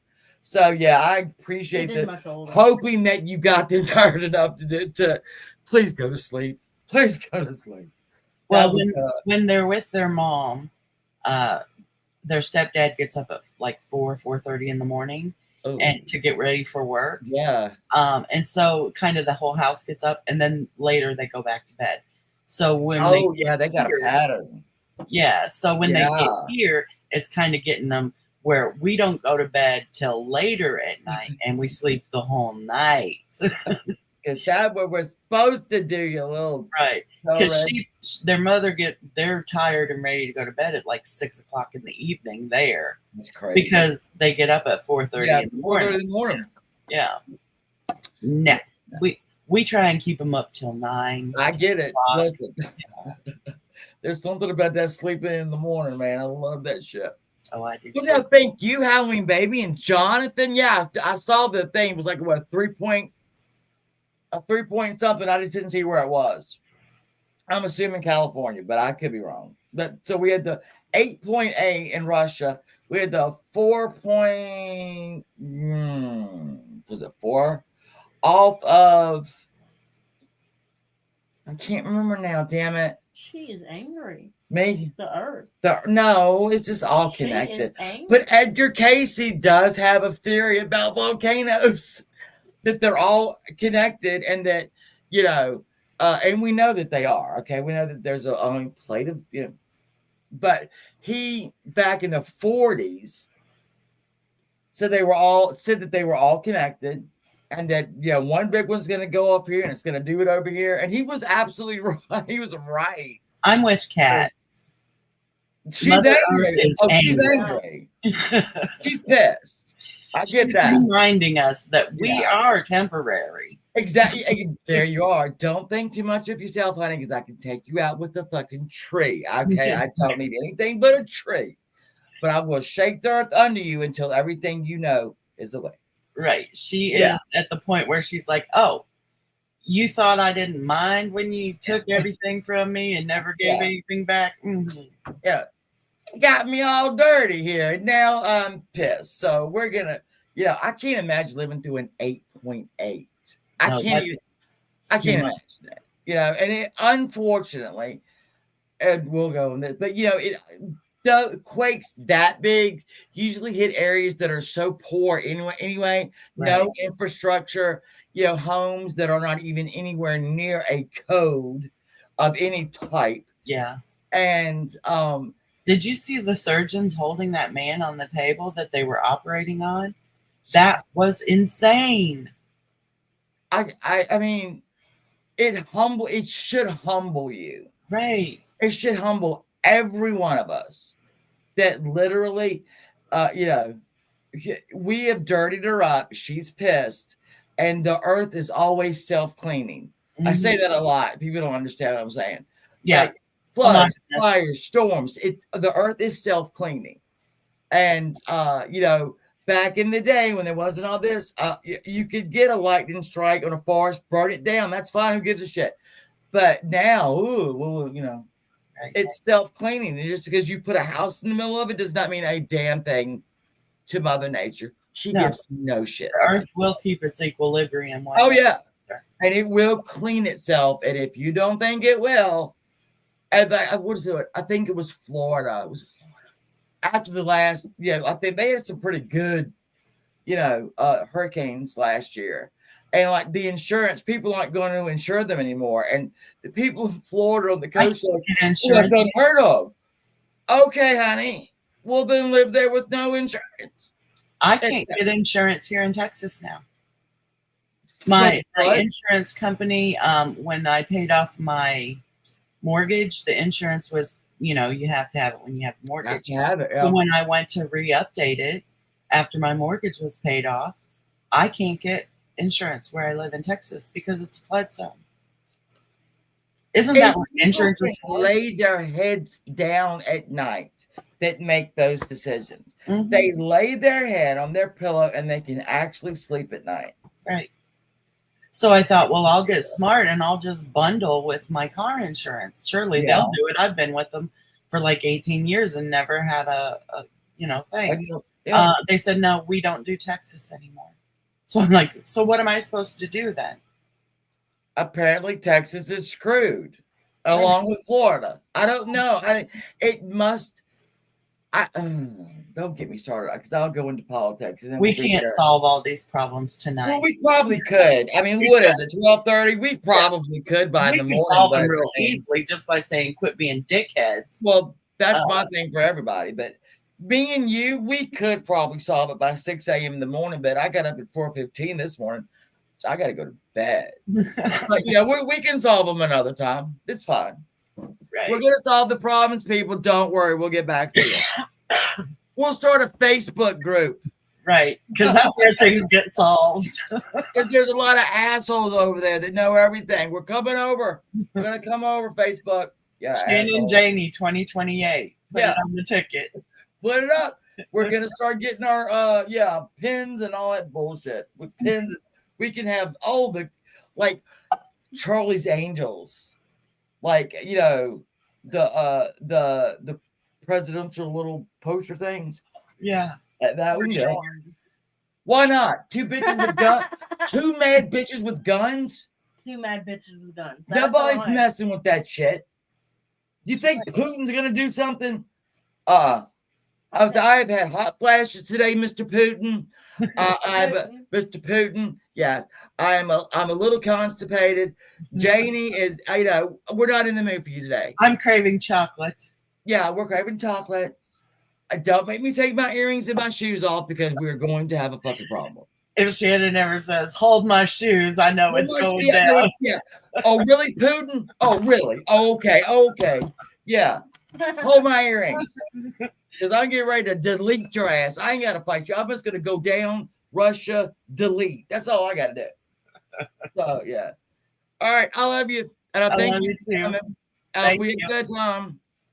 So Thank let you me know when the guys next for one coming. is, what it is, and I'll get started I'll on it. figure it out. I always do. See you later, Kat. Thanks for joining us. She won't. I Yeah, love she won't lean Ryan. in because she's not perfect. Oh, that's okay. I walked in and he said, "I can show your face looking Oh, like that." she looks rough. I ain't gonna lie.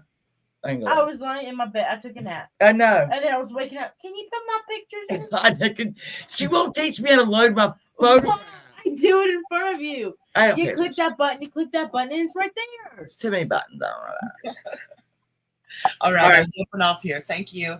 Thank you. Bye. And I will see y'all. I think next week we're gonna do possessions and curses. I'm gonna do. That's gonna be fun. Possessions. I've got different curses that are going on in history. More importantly, I'm gonna be covering 2. Oh yeah, she's covering 2. So possessions, and I don't mean like vases and stuff. I mean like possessions. Possessions. Yeah, and curses. So that'll be fun. That'll be fun. So we'll see y'all then. Jonathan, I thank you. State of Disorder. I love you, girl. I love you. I love you. I love all of y'all that came tonight. Thank you. And we'll see you. We might have a Big Brother update someday. You want to talk about that? No, I'm not talking about that. Oh my God. I got up at 4:15 this morning. I'm not talking about anything. I'm going to go talk to my pillow and we're going to make out. All right. I love you guys. I will see you later. Be safe. Be good. Bye. Goodbye. Goodbye.